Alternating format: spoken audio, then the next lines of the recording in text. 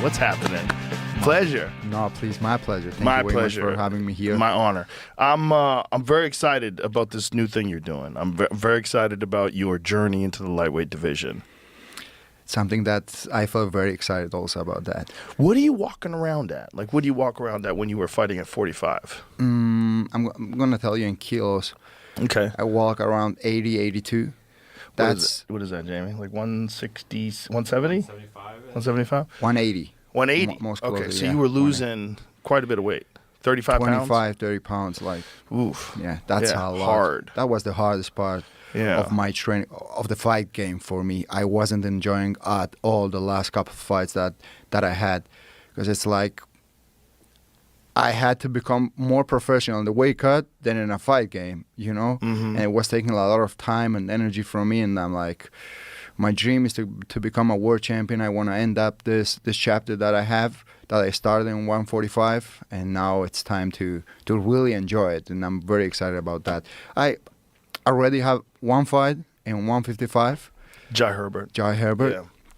I really wish the UFC would eliminate weight cutting. I really wish there was a way. Why it they doesn't allowed make to any do sense. that? I don't. It's sanctioned cheating that everybody has to do. It's like if you're saying you're 180 pounds, you're not really 145, right? Mm-hmm. So it's crazy that you're the 145-pound champion, but you're a 180-pound man. It's kind of nuts. Yeah, but at the same time, if you go to the next weight class, you are playing with a disadvantage because the guy in the next division is cutting a lot of weight. Mm-hmm. So if you don't do that, at the end of the day, you walk inside the octagon and you are the smaller guy. Yeah, like Islam. Islam Makhachev is huge. I mean, that guy, how he makes 155 is, I don't understand it. Every time I stand next to him, like, how are you 155? How much do you think he walks around? He's got to be 190-ish, in the 190 range. He's got to be. That's what he looks like to me. I never saw him in a person.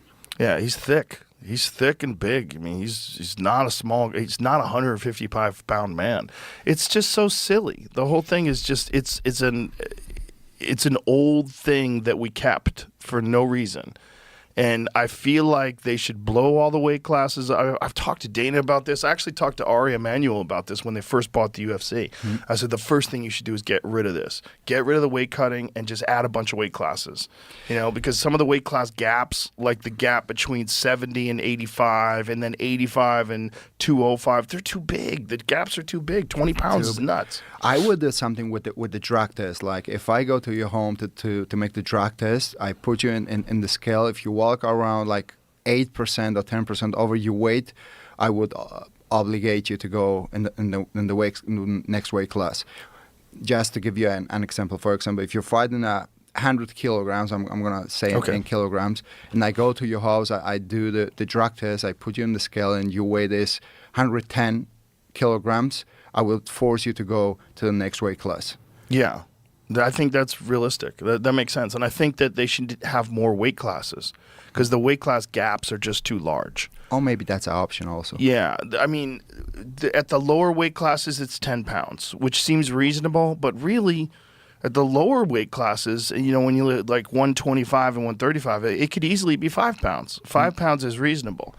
But the Dana doesn't want like 12 weight classes or 12, 15, 20 weight classes like boxing has. He wants it to be like the UFC has now, but it's not enough. I don't really know the real reason behind that, but I would love to talk to Dana and ask him this questions also, because it's kind of dangerous also for the guys. And many times you put on a show for the people and you don't really know if they're going to make the weight. Right. Exactly. And they're going to be compromised. I mean, there's a lot of guys who fight just deeply dehydrated from the day before. And even though they've rehydrated themselves, their brain's not rehydrated yet. Exactly. It's not smart. And it's also not necessary. Like, why would it would make for better fights? Why would you want someone to be physically compromised 24 hours before they're fighting? It doesn't make any sense at all. But at the same time, the weight cut takes something out from you. That's crazy. It's like putting a dog inside the room for 20 days without any food, and you open the door and you put him in a different room with full of food. It's like the same thing. You know, when I'm cutting the weight, I'm a different person. I feel that I'm like, my mind goes different. My thought process is different. Everything is so different. at that moment. I'm not so kind when I'm cutting weight. Yeah, more focused, Yeah, dialed more in. Exactly. Dominic Cruz says it's a good thing. He says he likes weight cutting because it gets you dialed in. He says it gets you completely dialed in for a fight. How much he cuts? I don't think he cuts that much. That's for why 35. That's why he likes it. Ask Alex Pereira if he likes it. Yeah. You know, because when he was fighting at 85, he was weighing in at 85 and then fighting in the cage at 225, 226, which is crazy. I don't know how that guy was making 185. I don't know. That's crazy because he's huge and he's so tall. Well, how about Dricus Duplessis? How the fuck is he 185? That guy's huge. Yeah, he's that a guy tank. is huge also. There's a lot of these guys but it's very deceptive because the general public thinks that's a 185-pound man, but he's not. Dricus is probably, when he gets into the cage, he's well into the 220s. He's a big guy. I don't know in what weight he walks around, but he's huge guy also. And Kamzat, when he was fighting in 170, yeah, he was big also. He was almost killing himself. The craziest one was Anthony Rumble Johnson. Do you remember Anthony? Yeah.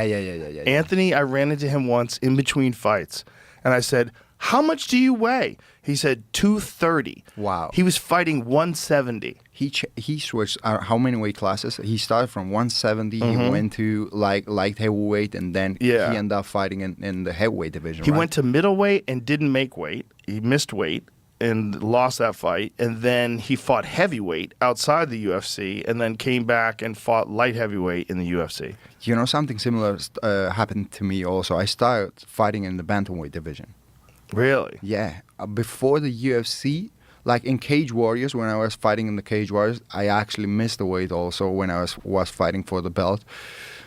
I was fighting at that time in the bantamweight division. Then I kept fighting in the featherweight, and now I'm in the lightweight. I hope I don't end up fighting in the welterweight. How old were you when you first started fighting? In MMA, you asking, or in when did you first start martial arts? With 4 years old, my dad put me with my brother in judo. Then we went to Georgia. We kept practicing with the Greco-Roman wrestling, and then we moved to Spain when I was 15 years old, and completely by chance, we find a gym and we started training the MMA, the mixed martial arts. Totally by chance? Totally by chance. Wow. So were you a mixed martial arts fan at all? I didn't know anything about the mixed martial arts. I didn't know anything about the BJJ, the ground game, any fucking thing. Wow. So we went to Spain, and we wanted to keep with the same discipline as we were doing in Georgia with the Greco-Roman wrestling, but they don't have the culture of that sport. So we were a little bit sad, you know, because we wanted that sport. My brother was really, really good on that. So my mom was working, and he saw a man with the cauliflower ears. She went to him, and she asked him like, "What you doing? Because my kids want to do wrestling. Do you train in some gym or something?" And he said, "No, I'm doing the BJJ. Bring your kids, and I'm gonna show you the gym." She came to home, and my dad and my mom they started to convince us like, there's a gym, they are practicing like jiu-jitsu, MMA, all the sports, and I was like, but what the fuck is this? I don't know what's this. And my dad started to show me the videos of the Gracies. He told me like, this is one of the best sports in the world right now. You are gonna guys love it, this and that. And at that day, we went to the gym, and I felt in love since the first second. Well, it's actually a great base to start out from. Starting with judo and then Greco-Roman wrestling, and then going into jiu-jitsu, it's really great because you already have an established grappling base. It's great, of course. My recommendation for everyone is, if you want to have a career in MMA, you should start with wrestling, because for me personally, because this is my personal experience, that it's much easier to learn in the future the boxing than start with boxing and learn the wrestling. Really? For me, yes, I think so. And I saw that in many people. But how old were you when you first started boxing? 17 years old. That's fairly old. Like Yeah. when you think about how high level your striking is. Of course it is. Yeah. But when I started, I was like, okay, I'm very good with the wrestling. I can take people down. I can control them. I have a great ground game.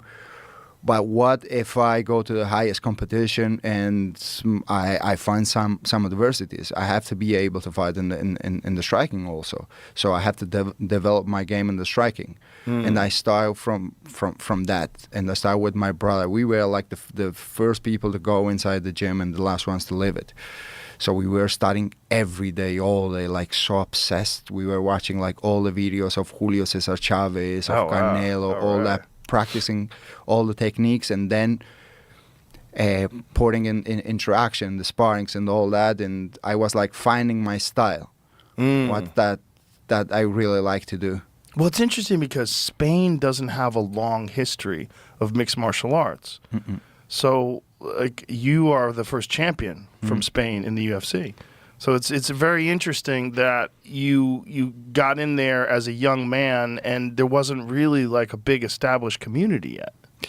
So I was the first guy to get into the top 15, the top 10, the top 5, and then the world champion. We had a guy in Spain who fought in the UFC. I don't know if you remember him, Enrique Wasabi. Okay, yeah. He did the Ultimate Fighter.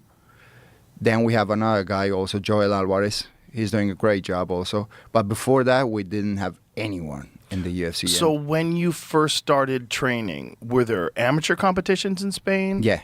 There was amateur MMA? And I made 3 fights in amateur. And then I started with the professional game. I did 4 fights in Spain.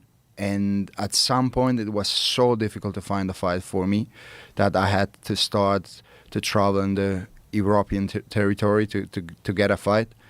Yeah, and everything started from that. But it's fascinating because a lot of world champions generally, well, there's a good percentage of them come from an established gym that already has elite high-level competition. But it seems like that's not the case with your gym. No, it wasn't. So I don't know. I don't know what was the reason, to be honest, to came this far. I don't know. Well, that's always the question with champions. Like, are champions born or are they bred? Because there's gyms that develop, like Marvin Hagler came out of the Petronelli Brothers gym in Brockton, Massachusetts. They're not known for world championship fighters, but Marvin Hagler is one of the greatest of all time.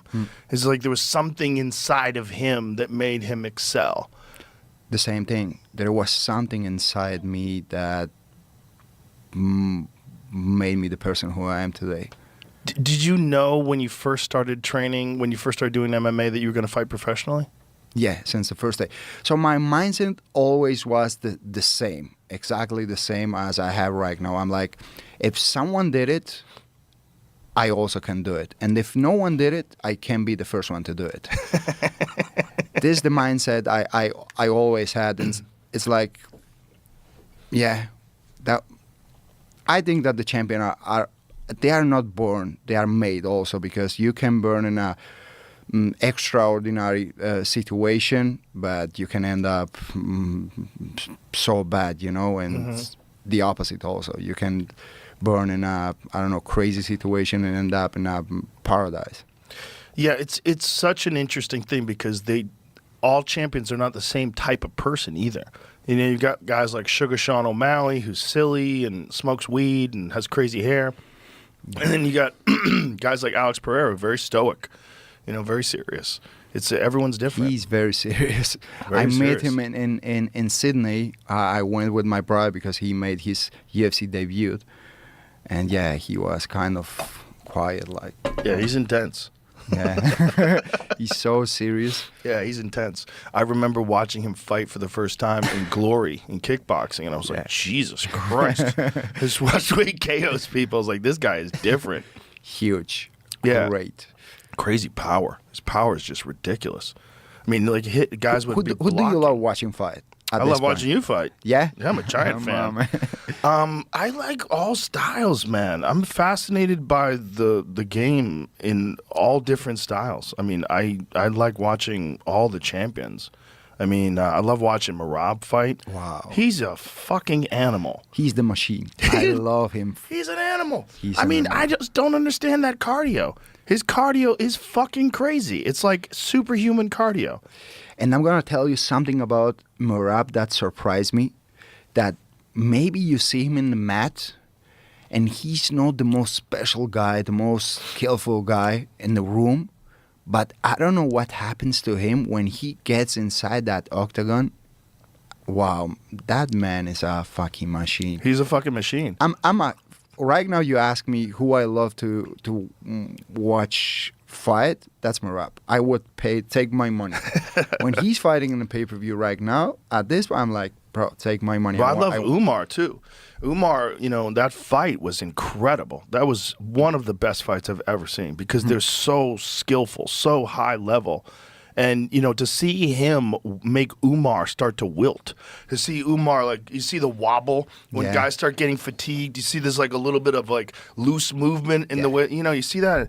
Merab had none. Zero. Just shooting like he was in the first round and the fifth round. Because this is what I exactly think that happens to Umar. Because you see Merab from outside, like you are sitting and you are seeing him training or fighting, and you're like, he's not going to be able to take me down. He's not going to be able to do that to me. And then you get inside that octagon with him, and everything changes. Yeah. It's like you have a machine in front of you who has like nonstop. Daniel Cormier went to visit him right after he won the title. Daniel Cormier went to his house on Sunday. Yeah. Merab wasn't home. He was out running. Yeah? He won the title on Saturday. Daniel went to his house on Sunday. Merab's out running. Wow, he's crazy. He came to Spain also to help me once when I had the training camp. I was supposed to fight with Moser.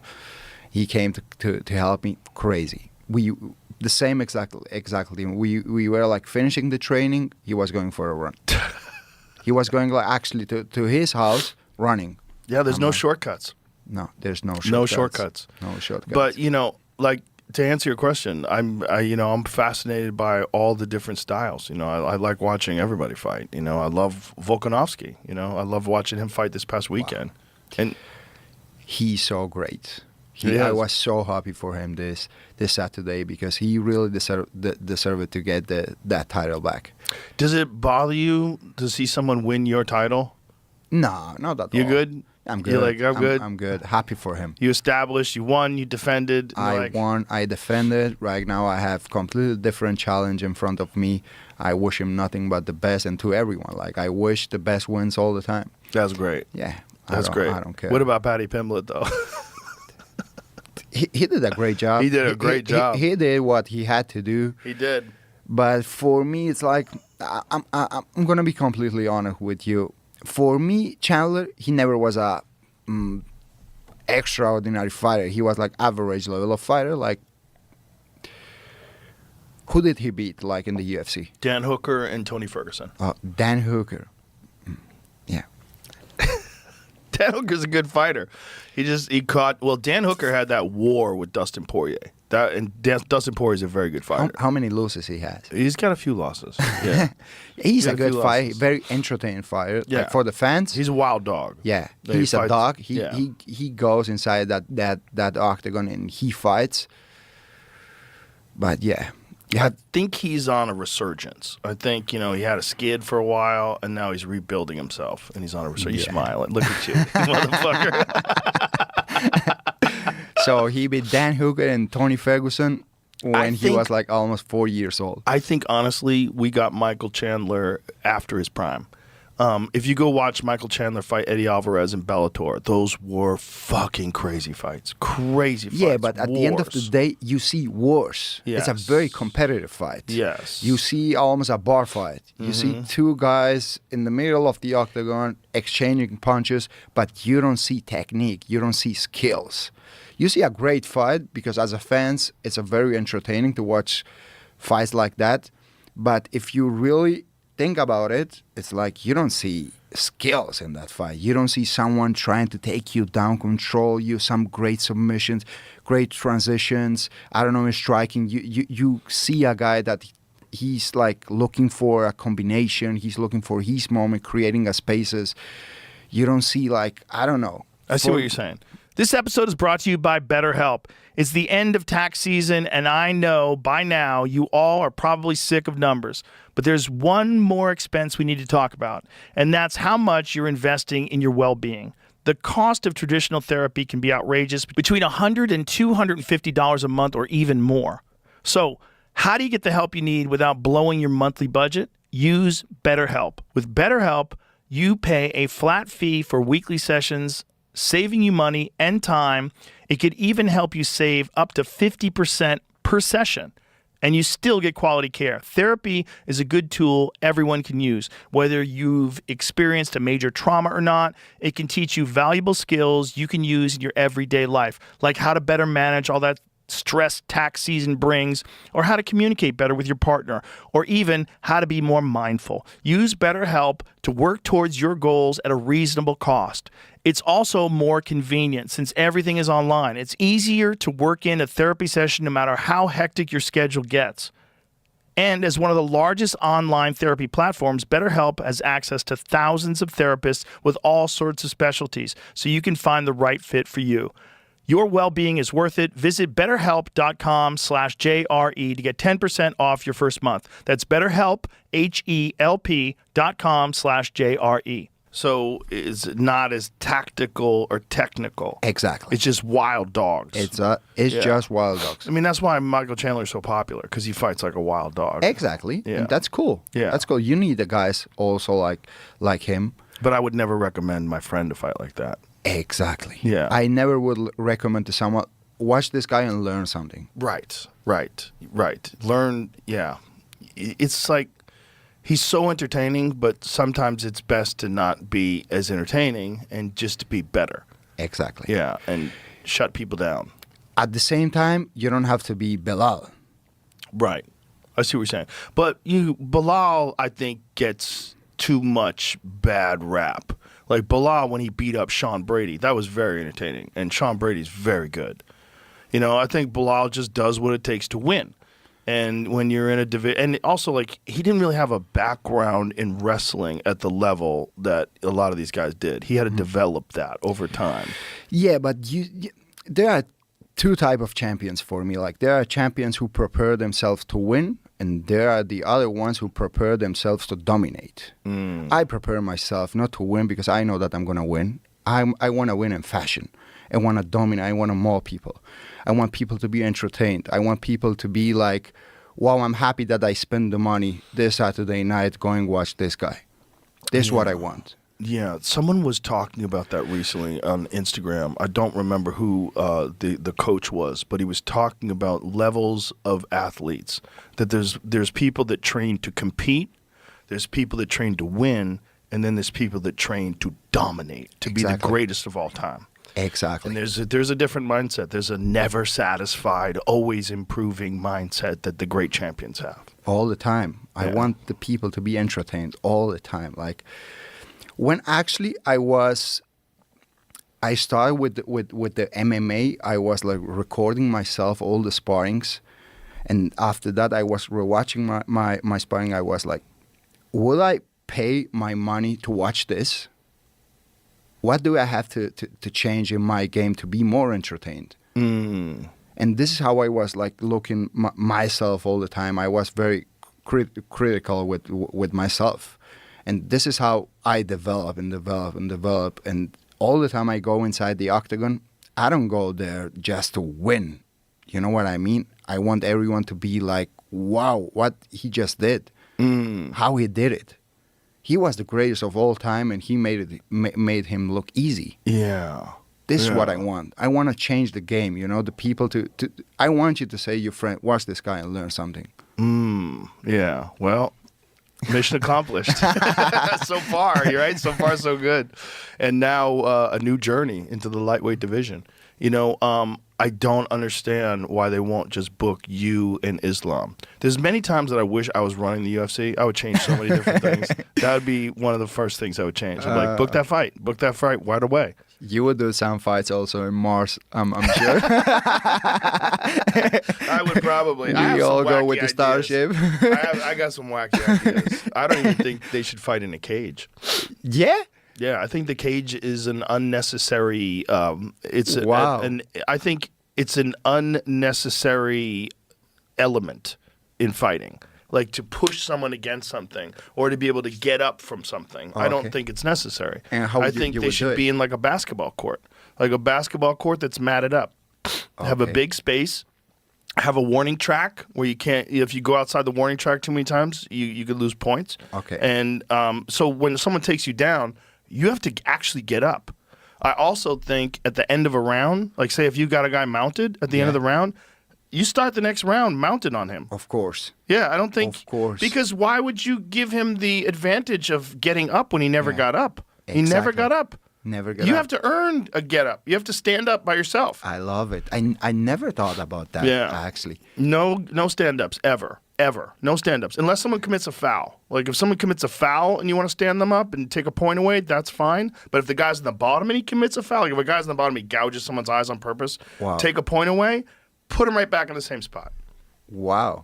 Because That's otherwise, like say if you're fighting a guy like Alex Pereira, who's never taking anybody down, he's just going to strike with you, right? Okay. Why would you let him back up again and have the You advantage of him standing up again? Yeah. The beginning of the round, he starts standing up again. Now you got to take him down again. But also, you don't think that it's a part of the show? It is Also? a part of the show, but I don't give a fuck about that. Yeah. I'm a hardcore fan. I'm a purist. I think it should be about fighting, about elite fighting. And elite fighting is you got to get up. Like if a wrestler takes you down and he just does this to you and it's not entertaining, but if he can do that to you, that's tough shit. That's But what he did. You would change also the time range, like, or you would leave a 3 rounds I of think 5 minutes with 1 minute rest. The good thing about 5-minute rounds, is it's sustainable and guys can fight at a high pace. If you had like just 15 one minutes. 15-minute round, guys would be exhausted. And the end of it would be sloppy. It wouldn't be the same. The pace would be much slower. It wouldn't be as good. So I think there's nothing wrong with rounds, but I think it's one fight. It's not 5 fights. So why does he stand up at the end of every round? I think if a guy takes you down and he's got you mounted with like trapped an arm and he's punching your ribs trying to secure an arm triangle, why does he get to stand up again? Yeah. It doesn't make any sense. That's true. Especially if he's a striker and you wasted Exactly. all that energy get him to the ground and you got so close to cinching up a submission and then all of a sudden he's back on his feet And again. then clink, you have to stand up. And he didn't even Start earn again. it. Yeah. Start him right back down there. That's No cage, no stand-ups. No stand-ups ever. If everybody boos, tough shit. Go watch baseball. That's true. Go watch something else. You wouldn't like to see at some point the world championships in mixed martial arts, like for example, let's say the 7 best fighters from the United States in every weight class against 7 best fighters from, I don't know, from China or from Russia. Yeah, I would love that. Like, the best flyweight against the best flyweight from the United States. Sure.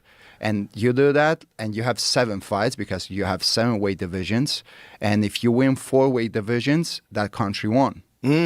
Yeah. That will be fun also. That would be great. That's a great idea. I love that idea. Yeah, I think that idea sounds really good. And also, there is a bit of an issue, right, with the UFC being the premier organization for martial arts. The UFC is like, if you're not a champion in the UFC, no one thinks of you as a world champion. Yeah. Like, you're a world champion. Yeah. World champion. Someone can fight in the PFL and they can say, oh, it's the PFL world champion. And everybody's like, right. Yeah. Come on. Because at the great end of the fighters, day- but at the end of the day, You know that you have all the best fighters, Right. the best collection of fighters in the UFC. yes. But I watch ONE FC and I watch some of those fucking animals that they have over there, and I'm like, Jesus Christ, some of these guys are good, man. Yeah. Some of these guys are good. And, they're calling them ONE FC world champions. I'm like, I'd like to see them. Because some guys look real good until they fight elite talent. And we've seen that before. Like, some guys look like destroyers, and then they get in the UFC against guys who are just a little bit more technical, a little smarter, and they get pieced up. What happens is that I think that in one championship, most of the time you used to fight with strikers. In the UFC, you don't know who you're gonna face next. Maybe he's a wrestler. Right. Maybe you're gonna fight Demian Maia, Right. who wants to fight you on the ground. Maybe you fight Alex Pereira. you don't fucking know. So you have Right. to be good everywhere, and you have to be prepared for everything. Yeah. In one championship, maybe you are good at striking, and you can be a world champion. Yeah, maybe. I mean, there are some good grapplers over there, but my point is, I really wish there was no organizations. Yeah. I really do. I really wish it was just all the best fighters competing. I don't look. I love the UFC. I've been working for the UFC forever. My loyalty is to the UFC, but I wish there was just only fighting. Yeah. You know, no organizations, just like boxing is. In boxing, but the problem with boxing is it's very difficult to get these guys because they all have different promoters. Exactly. And if they all have the same promoter, they all get fucked when it comes to negotiation, right? If they're all the same promoter and the same managers. You know something about soccer? No. Yeah, I know a little bit like about it. how they do like the Champions League. Mm-hmm. They have like, for example, let's say the Real Madrid. They have a team. That's why what I would do is like I would create a team against another team. For example, I have Real Madrid. I signed like the best 7 fighters in the world, whoever I want in different weight classes. And you have, for example, Barcelona. You sign the 7 best fighters in the world around the world. You train them in one place. You do like all the strategy, and we meet each other. We do a competition like a Champions League, and we do like the whole year calendar, and the best wins. At the end of we do like the finals, and we give them the space to recover. We create like a competition between teams, not that individual people. You know what I mean? Yes. So I would do something like that. That's a maybe. great idea, but the problem is I think guys get injured, guys fall out, guys get sick. That's why. In soccer, you have guys that in your position, you always have 2 or 3 guys. Mm-hmm. That if you are injured, you have another guy Right. that can change you, switch you. You know, between the rounds even. You are in soccer. Sometimes it happens. Someone gets injured in stadium, and they can switch them. Yeah, that makes sense. But I mean, at the end of the day, like imagine, say, if you get scheduled to fight Islam and Islam gets injured and Arman Sarukian takes his place or something But like you that. are.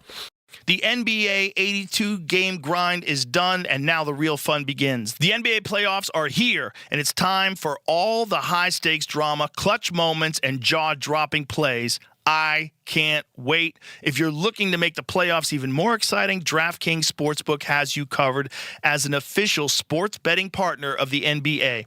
From the play-in games all the way through to the finals, now's your time to back your favorite players and teams as they chase glory. All season long, DraftKings has been the go-to spot for NBA player props, and that doesn't stop now. Want to make your playoff experience even more intense? Try placing a bet on your favorite player's performance. Ready to place your first bet? Download the DraftKings Sportsbook app now, lock in your bets, and let's make this playoff run unforgettable. Here's something special for first-timers. New DraftKings customers bet $5 to get $200 in bonus bets instantly.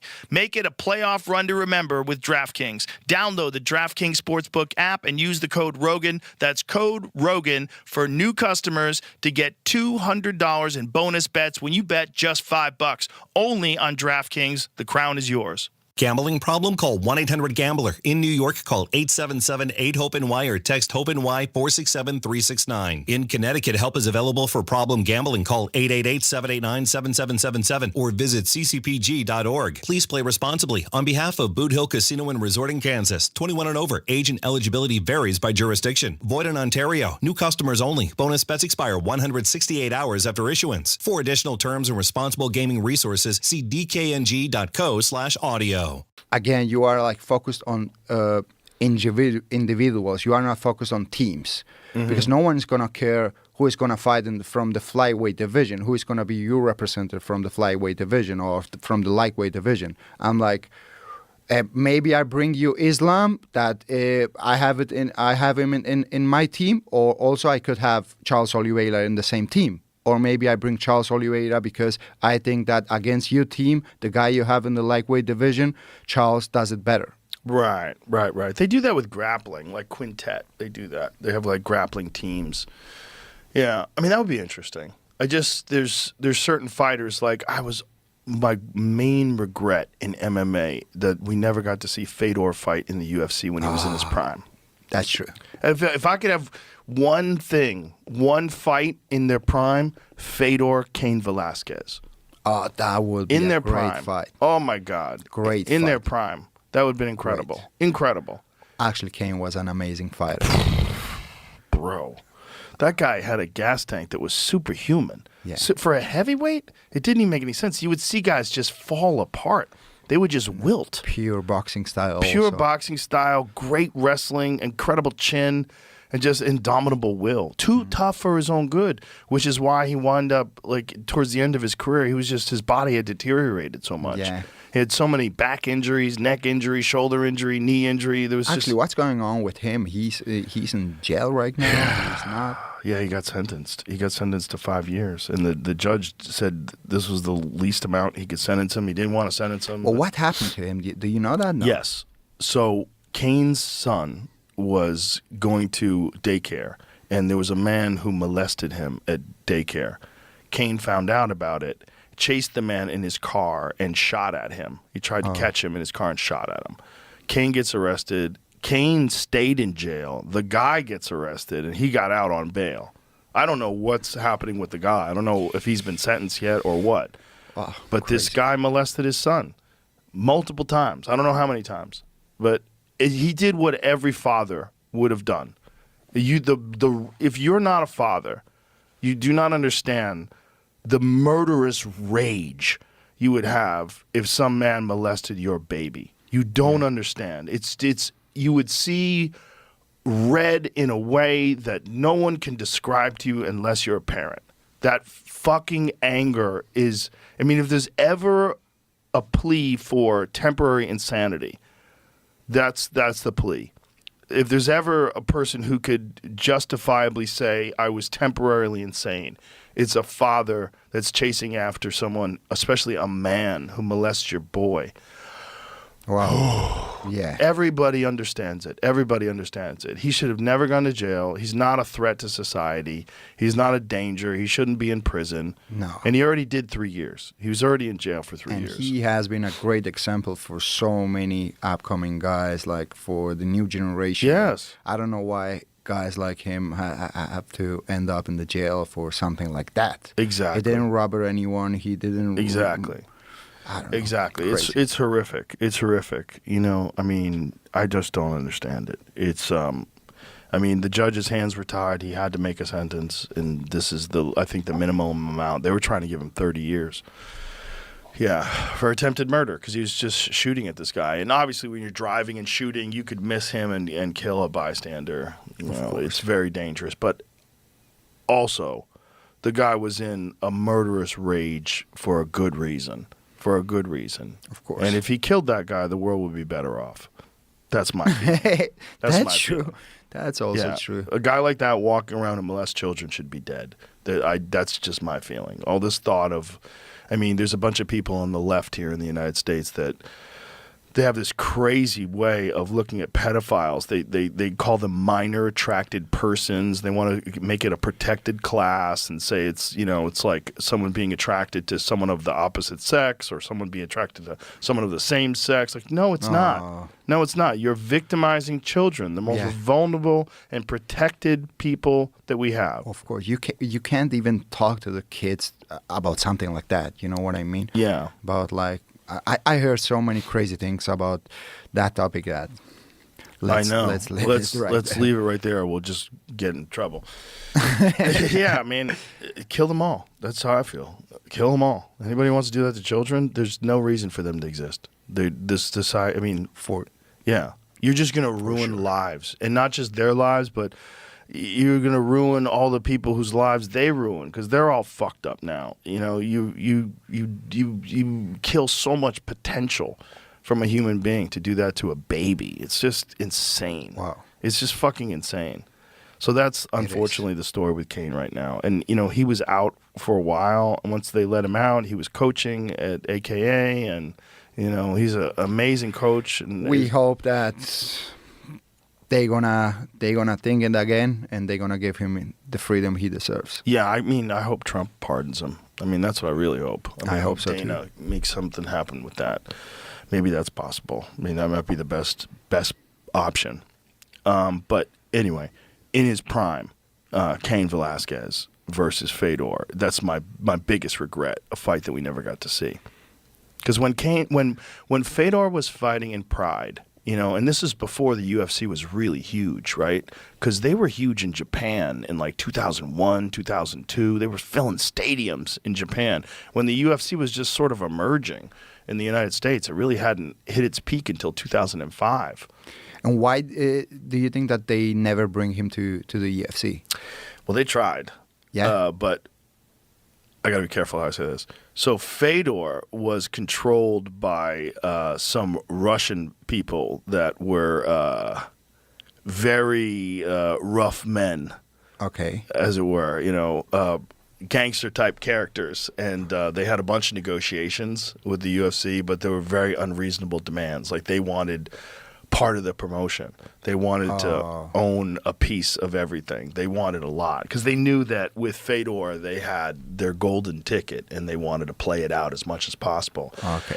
And negotiations were very intense and very, very confrontational. They got bad where Dana had to up his security. It got pretty, it got heavy. Yeah. These are dangerous people. These were dangerous people. It got, I can tell you more off air. Yeah. Wow, I didn't know that story. I'll tell you more off air. You should talk to Dana about it. It got crazy. Wow. Yeah. They were rough That's dudes. why. Yeah. Because I always thought, like, why they don't bring that guy to the UFC? Because it's going to be so fun for the fans. They wanted to co-promote. They wanted to be a part of the promotion. They wanted more than they deserved. They didn't just want Fedor to get paid. They wanted to get paid. They wanted to make a lot of money, and they wanted to get their hooks into the UFC. Got you. Yeah, Russian gangsters. Yeah. Yeah. I get it from their crazy perspective how too. they rule like everything. Well, Pride was run by the Yakuza, so it was Japanese gangsters and Russian gangsters. They speak the same language. It was, they got along fine. But then when they came over to the UFC was like, that's not This is how not the we place. do it over here. No, we'll give them a lot of money. Yeah. We want them to fight in the UFC, and it never took place, unfortunately. Wow, Yeah. so crazy. Yeah, so he's about to fight again. Fedor's going to fight bare knuckle. Yeah, I heard something about that. Yeah, I think they- Connor's promotion. I think Yeah. it's Connor's promotion, that BKFD. Actually, do whatever you it is. think he's gonna come back, Connor? If I had a bet? No. Yeah. No, No. I don't Why? think he comes back. Because he hasn't come back yet. And he could have. If he really wanted to, he would have been back in the gym, had a fight scheduled, drug tested, clean, training, gone through a camp, had a fight. Like, he had a broken toe before the first fight with Chandler. I understand that. Okay. Why should you fight on a broken toe, especially a guy who moves a lot like Connor? He relies on movement so much. Yeah, I get it. So heal that toe up. What's that? That's 2 months. Broken toe's 2 months. Yeah. And so then you're back in camp. And then you reschedule a fight, and then you fight again. But he course. didn't. And also partying, constant partying, all these legal problems that he has, scooting around on yachts and, driving around a Lamborghini. He's wealthy. He's done. Maybe. I mean, what's really sad is if he comes back when he's like 39 or 40 and his body just doesn't have it anymore, So right now he actually has a great opponent, Mike Chandler. He could fight him. Right. They could fight right now, yeah. They could fight. Because if they put him against Patty, I think Patty beats him easy now. Well, You don't a think lot so? of years off, right? A lot of years off. On the feet, Connor's a motherfucker. No, in Yeah. the feet, he's a motherfucker. I know that. He Yeah. can knock out like everyone. If he's still the same guy. Yeah. But the thing is, he's 36 now, And if he's natural, also, reality. Okay, when he breaks his leg, he gets off the drug testing, right? Because he's got to do something to heal his leg quicker. So what is he going to do? Well, you're going to take steroids. So if you're going to take steroids and you're already 34-ish, your endocrine system gets fucked up by taking steroids, where your body stops producing testosterone. Okay. So I've had explained to me by scientists before, and essentially, say if you take steroids for 6 months, you need at least 6 months before your body starts producing testosterone at a normal level again. Okay. Some people think it's twice as long. So that would be a year A year of no steroids before your body regains its natural testosterone levels. If it does, depending. If it does. You think that if someone puts steroids in his body, he never comes back as his normal body? Vitor Belfort is the best example of this, right? He's the best guy that we could use as an example. But he took a bunch of steroids. He took like Luke Rockhold said when he was weighing in, when he fought him, he said, "This guy's got muscles on his fucking teeth." Yeah, on his market. Exactly, bro. He was shredded. But if you go back to Vitor when he fought Anderson Silva, before they had testosterone use exemptions, he didn't look like that at all. No, he looked old, actually. He looked like his body was relaxed. Soft. Yeah, because like Vitor, So this is look at the difference before USADA and after USADA. I mean, that is a crazy example. So when he fought Chris Weidman, his body looked soft and like his muscles look empty. They just didn't look the same, and that was just a couple of years after they fucked up with the testosterone use exemption, because what they did was they would test guys, and if you're low on testosterone, you can have a testosterone use exemption. But you could get low on testosterone in a night if you wanted to.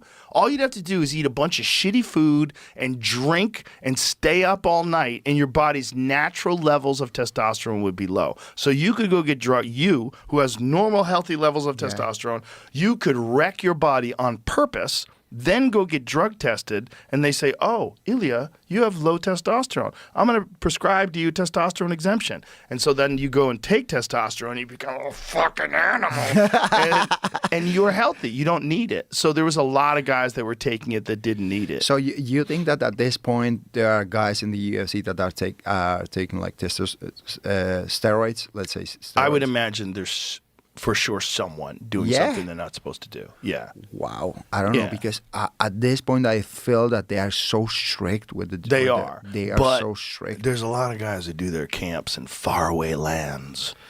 And I think that, like, people always used to joke around about Dagestan. You know, like, try getting a USADA guy into Dagestan. You know?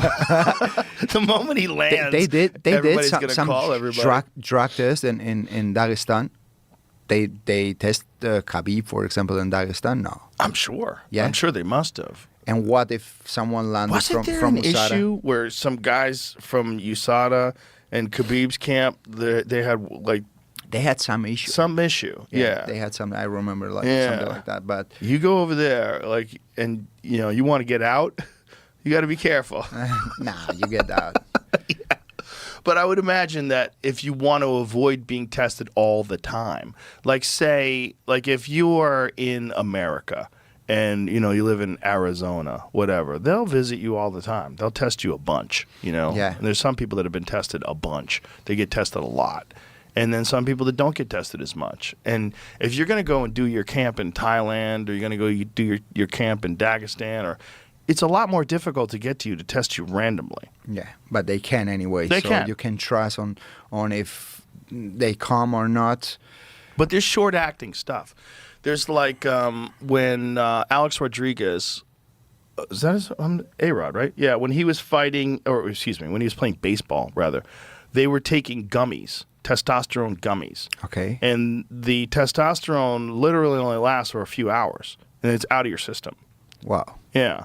I never heard that. Yeah. There's certain stuff that you can take, like EPO, that's very short-lasting, very difficult to test, very short-lasting. And there's... in my case, I don't like that because I wouldn't feel good with myself. Right. I'm going to feel like I'm cheating. Right. I don't deserve the win because I'm cheating. I'm a cheater. Right. I can have that thought about myself all the time.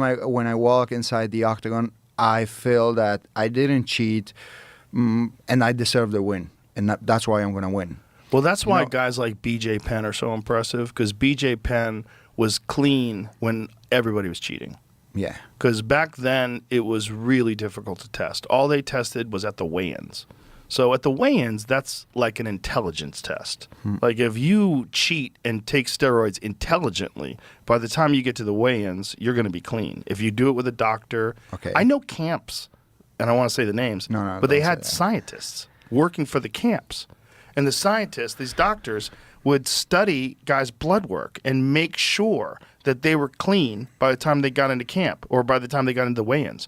So when they were on the scale, they still had all the benefits of steroids, but they had no steroids in their system. Yeah. And their body hadn't started to deteriorate yet from the lack of steroids. I know some camps also that they use steroids. Yeah, for sure. But yeah, for me, you can have all the muscles in the world, but if you are not mentally strong, because that's a so specific moment when you are in the backstage, you need your mind so badly. You need it more than your body sometimes. Because, as I told you, you can have all the muscles in the world, but you need this muscle as strong as possible, you know? And if you know you cheated. And that if you know muscle's you're gonna feel cheating, bad. Yeah. that you are not in what you in reality are saying that you are. Right. That's a tough one. Yeah. I don't wanna see myself in that situation. Never. That's a champion's mindset. Yeah. Yeah, that's a real champion's mindset. Some guys, they just want to do anything to win. They want to do anything to win. And if they have to cheat to win, they'll cheat. They'll justify it by saying everybody cheats. Yeah.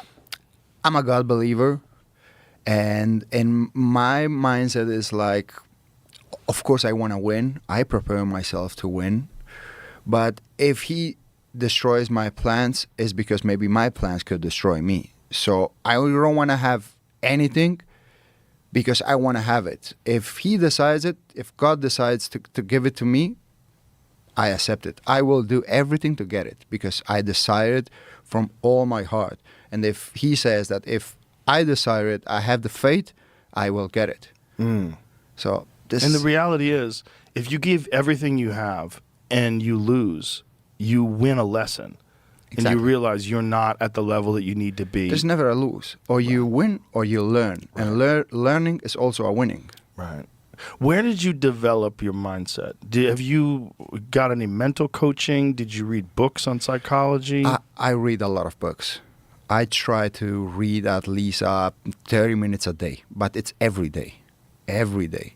What you do in your daily habits, it what makes the difference, right? Because we can decide our future, but we can decide our habits, and our habits decide our future. Yes. Yeah. So, like, what kind of stuff do you read? I read more like I read a lot of books. I love reading books of self-development books. Also, how can I tell you? And yeah, this is the most of the books I read. Self-development books. I read biographies of the people that I like. For example, Donald Trump, Warren Buffett. I read that kind of people. Businessmen. Yeah, I try to. Yeah? Yeah. Why do you read businessmen's biographies? Because at the end of the day, right now I'm in sports, but at some point I'm gonna retire. And I'm gonna I have to make a living from something, right? Because I'm not gonna be fighting my whole life, and I don't want it even. So yeah, I wanna prepare myself. So if you wanna have an extraordinary life, you have to be an extraordinary person, right? Yes. Yeah, absolutely. And I'm trying to become an extraordinary person. In That's what all I'm walks of life. In all walks of life. Yeah. So do you have an idea of when you want to retire? How old are you now? Till I enjoy, 28. 28. 28, till I enjoy. I don't know how many fights. Maybe till 32, 34. Really? Yeah. I don't know. Till I enjoy. Right now I'm enjoying. I don't know what's going to happen tomorrow. So you'll take that road when it comes? What do you mean? You'll find when that happens, when you no longer enjoy, then you will go on a different path. Then you will retire. I don't know. Right now, I want to become a lightweight world champion. I want to hold that belt too. So I don't know what's going to happen then. If I'm going to keep motivated, it's kind of difficult. This is a fight game. Fight game is so hard because you have to go in and take someone's head off, and you can't be that soft guy. You know what I mean? Like that kind guy.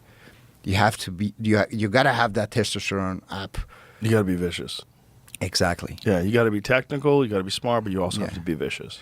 And at the same time, everyone from my family is involved in my career.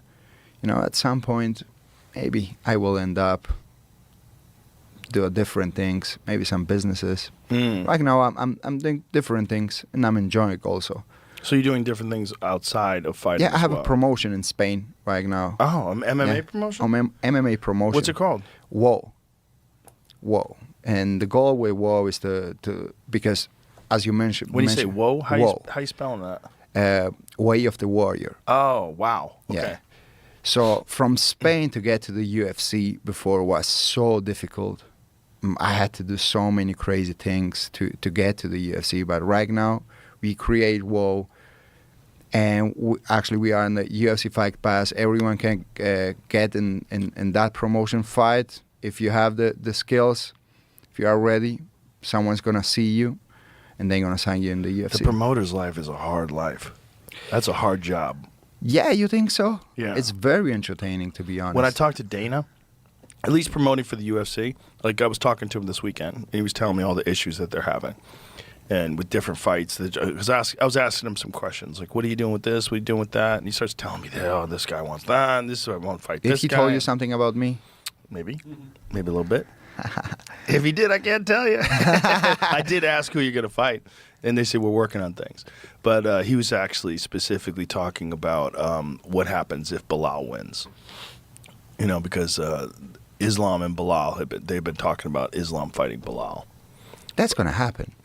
I would like that to happen if Bilal wins, but that's an if. Jack Della Maddalena is a bad motherfucker. He's good, man. Yeah. That guy's good. Even if he wins, they're going to make that fight happen against Islam. You think so? Yeah. Well, if Jack Della Maddalena wins, then Jack is the new welterweight champion. And, maybe he fights Islam. That makes a lot of sense. The problem with Islam fighting Bilal is that they train together. And I think, they had kind of said How that many they would guys never. we see fighting between each other that they used to train before? Oh, I agree. I mean, I think they should fight. Yeah, they should fight. I definitely think Of they should course. fight. I think Khabib doesn't like that idea. Yeah. Yeah. That's how I feel. But it's not just that. I mean, Jaina's always putting out a million fires. I mean, think about it. They have 500 fighters in the roster at least. And, there's all these things that are happening. And like the Arman Sarukian thing. Like his back hurts the day of the fight. And he's got to pull out. Like, this is fucking crazy. This is, you know what I mean? Like, imagine that. You have this whole promotion based around this elite fighter who fought Islam in his first fight, short notice. They go to a very close decision, a very close fight. Arman's gotten a lot better. Islam's gotten a lot better. Then they're going to fight again. And then the day of, he hurts his back. Crazy. It happens, yeah. Very crazy. Yeah. But if you will be in the Dana's place, who would be my next opponent? Islam. 100%. 100%. I wish they I tried to do tell him fight. that this weekend. That would be a great fight. Yeah, that's the fight to make. Because you have a world champion versus a world champion. Like, if anybody deserves a fight for the world title in the next weight class, it's you. It's simple. It's simple. You knocked out Max Holloway. I mean, it's simple. You knocked out Alexander Volkanovski, one of the greatest of all time. It's simple. That's a no-brainer. That's the fight. He doesn't want to fight 45 anymore. He wants to fight 55. World title shot. I mean, nobody would argue with that. That would be a huge fight. Everybody would get excited about it. Yeah. Yeah. Hopefully they make that fight happen. Yeah, hopefully. I don't have any say. Like I said, I'd get rid of the cage. I'd get rid of stand-ups. I'd fuck everything up for them. I would make it less marketable. Probably. I would. Anyways, if they give me the fight with Charles, it's going to be a That's good a good one fight, too. also. That's a great fight, too. It's a great fight. too. There's a lot of guys in that division. Yeah. There's a lot of good fights for you at 155 pounds. Do you have a timeline of when you would like to fight at 155? I would like to fight with Islam, that's for sure. Mm-hmm. I would like to fight him. But if they don't give you that fight, if they give you like a number one contender fight, when would you like to fight next? I wouldn't fight for a number one contender Really? fight. No. You only want to fight for the title? Yeah, of course. Really? Okay. Of course. Yeah, I understand. That makes sense to me. Look, also, it's the most marketable fight. Everybody else is lost to him, right? I don't care if Islam decides that he doesn't want to fight me. I don't care. I said till you're gonna have to fight me. Okay. You say that you are the world champion. You're gonna keep dominating the division, all that. I'm here. You can't keep avoiding me all the time. So you would just sit on the sidelines rather than fight someone else? I don't think that they're gonna do that. I don't think they would put me on a sideline because they asked me to. I vacated the belt because I told them that I wouldn't fight in 145 again, but I get the promise that I would fight for the title in my next fight. Mm-hmm. So how much time you will stop me and from the fighting? So they did give you a promise that your next, when you vacated the belt, that your next fight would be if for they the title? give that chance to everyone, why not to me? Yes. They gave it to Henry Cejudo, they gave it to Conor McGregor, they gave it to George St. Pierre, they gave it to John, they gave it to everyone. Right. Yep. And I proved that I deserve that shot. As you said, I knock out Two of the all-time greats. two of the all-time greats. To the great Walk, who was like dominating everyone in 145 division, and Max Holloway. Great fighters, both of them. Especially after Max Holloway's victory over Justin Gaethje, which is like the greatest victory of his career. Yeah. To knock him out after that? And no one did it. Yeah. Yeah. I agree. I mean, I'd say world title fight, but I don't get to make the rules. And the last fight he had was in 155 Right. against Justin Gaethje, who also fought for the title. Yep. So Yeah. And then the other thing is there's not really a compelling challenger at 155 other than you. If you look at it, like Who he's else? kind of cleaned out the division. There's no who else? no one else. I mean, Arman's got to build himself back up. Yeah. He's not going to get a title shot. I would put Justin Gaethje against Paddy Pimblett, me against Islam. Once I pass him, I get the title, and you put me against Paddy because I think that he's gonna. You think Paddy's going to beat Justin Gaethje? easy? Wow. Really easy? Yeah, easy. Really easy? Yeah. Wow. That's a crazy thing to say because Justin Gaethje's a fucking animal. Yeah, but he doesn't know how to grapple, and Paddy knows But that. he's a Division I wrestler. He knows how to grapple. You don't think he knows how to grapple? He just chooses not to. He chooses I to don't stand think so. and fight. I don't think so.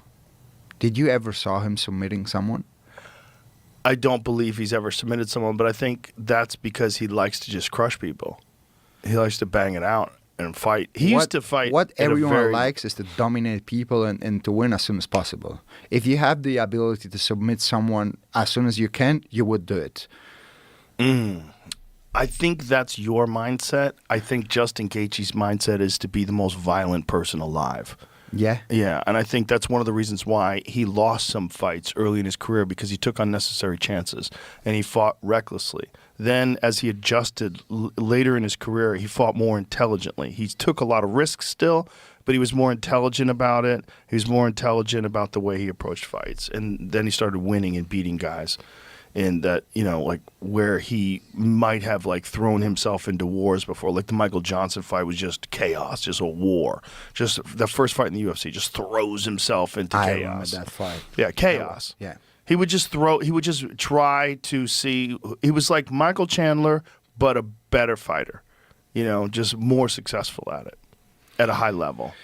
So you pick Justin Gaethje over Paddy? I don't say that.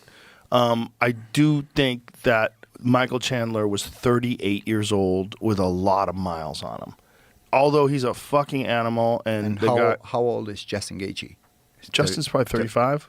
How old is 35, Justin? 36. 36, turns 37 in November. Yeah. That's when it starts to slip away. If you're natural, everything after 35, like this is one of the most extraordinary things about Alexander Volkanovski. And I don't think that he's the type of guy that takes care of his body all the time, and he's like very strict with his health. I think he slept more at day than at night. Oh, you think so? Did he parties? I think so. I don't they know. put the camera on him on the last pay-per-view, and he looked like he was so high. Like this. High I'm not worried about. High. What I'm worried about is drunk. Because high doesn't give you a hangover. High doesn't kill your body. Drunk kills your body. If guys are in between camps getting fat and drinking, that's never a good sign. That's a bad sign. That's because you're not just not training, you're deteriorating your body. You know, if Justin Gaethje's just smoking a little weed, I'm not worried about that. It's not the best for focus. Yeah, he doesn't seem to be that guy that drinks a lot. No, I don't think so. I don't think so. Cocaine is the worst. Yeah, but when you hear guys doing coke, that's the worst. That's the one that deteriorates you more than anything. I never ever saw a cocaine in my life. Me neither. I never done cocaine either. When I was a kid, I had a friend whose cousin was hooked on cocaine. I got to see it up close. Yeah. I was like, fuck that Crazy. stuff. That's a scary one for fighters too, because the thrill of cocaine for some reason is exciting to people who love like exciting things. Like there's something about fighters or adrenaline junkies that like to be pumped up, and yeah, Conor crazy. seems to enjoy it, which is one of the things that makes me think he probably won't come back. But if he does come back, it's got to be now. You know, again at 36 years old now, Paddy Pimblett. That's the fight. That's going to be a big fight. Big fight. Yeah. But I don't even think Conor's in the drug testing pool anymore. No? You don't think so? I don't believe so. I don't believe so. See if you can Google that. Find out if he's in the drug. I think he pulled out of the drug he's going to testing come pool. back. You think so? Yeah. If they give the opportunity to I don't know, to guys like, I don't know what, 40 years old, like Arlovsky, you can have so many names that they fought at 40 years age. Why not Conor? I know that you want point- a world title fight at 155, but would you make an exception for a Conor McGregor fight at 155 But right now, no? no. Good for you. Do you think it's going to be excited if I beat Islam and then I give the chance to Conor? No, I mean like right now, before Islam. Like if the UFC calls you up and says, I know you want a world title fight, we guarantee you a world title fight after this. Actually, we had that talks a little Really? bit. Yeah, but yeah, I don't know. What was that talk? Tell me what that talk was like. No. Come on. After this one, I know I'm going to get some calls. You know how the UFC is. They are like very specific. Yes. Don't say anything. Right. To Too no late. one. Well, no one's listening. You can tell everybody. Yeah. Only a couple of million of people is listening. Yeah. No one's Kick gonna out. notice. It'll slip right by. So, yeah, if they offer me a fight against Conor right now, we'll see. Why not? Why not? Why not? Why not? I wouldn't say Just no. the I wouldn't say numbers. no. Just for the numbers. You Yeah. get a cut of that pay-per-view and it hits 2 million buys. Yeah. Whoa. Why not? That's the Why not? thing about Conor is like still. Yeah. Even though he might not be the best fighter in the world right now, he's the golden goose. Of course he is. Yeah. That's which is something that crazy. you can't take away Kind from of him. amazing. You know, that he still guarantees that many eyeballs will go to see him. You know, it just That would be a great one. But what excites me more is the fight with Paddy. really. Yeah, that fight excites me even more. And if they could put that fight in Spain, in the Bernabeu Stadium, Ooh. I know that Dana doesn't like to put the events in the stadium, but that's the only stadium in the world that they can close the roof. Oh, okay. Yeah. And it's prepared How for many- that kind of How many people? 80,000. Yeah. You get 80,000 in Spain easy too. Yeah. If no you're fighting problem. in Spain, No problem. Oh my God, that would be insane. I might have to go to Insane. Spain for that. And a lot of people could travel from England to Spain. Oh yeah, And yeah. that happens very often. But if they do it in Spain, it's got to be on Spain time. They can't do that shit that they did when Leon Edwards fought. It has to be in Spain time, but I think that with the the negotiations they are having with ESPN and Mm-hmm. I don't know in which platform they are going to put the UFC events, they're going to ask for space for 4 or 5 events in Europe in the prime time. For Europe. Yeah, Europe for prime Europe. time. This Europe is, listen, prime Europe prime time is fine because it's in the afternoon in America. That's fine. So the fight's at 1 o'clock in the afternoon. People watch football games. 100 million people watch a football Europe game. at 1 still is o'clock. to be a virgin market. You know what I mean? Yes. You got 500 million people in Europe. It's more than the United States Right. even. Right. And So- if they did it on Netflix, everybody has Netflix. Everybody has Netflix. That might happen. That's And why. They're in negotiation right now. That will be a massive one in Spain in Spain. against that pimple. What happened with you two? Because I saw the video where you guys are yelling at each other. Was it in a hotel or something? Yeah, he said something about Georgia. Oh, he said something about your country. Yeah. What did he say? He said, like, now I understand why the Russians are bombing Georgia or something, like putting bombs in Georgia. And Whoa. I'm like, bro, Whoa. don't joke with that. Yeah, You it's a can fucked joke up thing to about joke me. about. Say whatever you want to say about me. Whatever. He's a mushroom. He is this. He is that. Don't talk about war because you don't know how is it. Right. That's a crazy thing Yeah. to say. Don't say that. Yeah. So that was the beginning of it. It just out of nowhere he said that? He said that on Twitter. Oh, wow. He said that on Twitter. Maybe he was too high, too drunk. I don't know. He was talking shit. You know, I mean, it gets people to pay attention. He's really good at getting people to pay attention. You know? Yeah, he is. He's really good at that. I mean, he could be the next Conor McGregor star, like that kind of a star where the whole he world has is watching. that weird personality. Yes. Yeah, he has that. Well, he's very disarming because people, they see, I talked about this in the last pay-per-view. I said it's a very sneaky trick because guys like you look at you, the way you carry yourself, the way you, that's a fighter. Like, you look at that guy's a dangerous motherfucker. But when you see Patty, he's dancing like this, his hair is flopping around like he's in the Beatles. You know, he's like, he seems silly, but then he fucks people up. And so I think people get he confused. fucks people up like Michael Chandler. Right. But when he faced a real fight, who did he face? Well, he hasn't faced anyone that good yet, Like, but he fucked up Michael Chandler it doesn't better matter. than Charles Oliveira did. It does. And Charles Oliveira, even this what I was telling you before, like when you got 10 losses in your record, that's not 1, 2, 3, 4, 5, 6, 7, that's 10. Yeah. Like when you walk in with a guy that has 10 losses, the level of confidence is completely different. It's completely different than when you walk in with a guy that it's undefeated. Right. He's a dangerous guy in the striking, in the ground game, everywhere you look at him. He's a dangerous guy. He never takes a lose. That's a different mentality. You gotta have to kill him to give up. He's not gonna even give up. You gotta have to kill him. In the case of Charles, if he finds some adversity, he's gonna go to the ground. He's gonna sit and he's gonna be waiting like till you end up the fight. This is what I think. This is what I feel. This is what I see. Well, that was certainly the case early in his career. I think things changed with him when he had a child. Then he went on that run and became a champion. And like when he beat Justin Gaethje, when he beat all those guys, he was pretty elite, man. He was really fucking good. When he beat Chandler, when Chandler beat him up in that first round, he came back in the second round and fucked him up. Who? Chandler. Yeah. Yeah. I know what you're saying. I get it. There's Connor's been tested 11 times last year, 5 the year before, none this year. Yeah, that's what I'm saying. He was tested this year? No. None this year. None this year. That's what I'm saying. But 11 times last year. Yeah, I'm not sure if he's in the testing pool anymore. I don't know. You know, I've heard no plans. You know, the UFC would tell me. I would say, what's going on with Conor? And I don't even bring it up anymore. I think with him, it's going to happen like instantly. If something happens. Well, that's crazy. I mean, if he's going to prepare, he needs like a real long camp to really get his body back to fighting shape, like real fighting shape.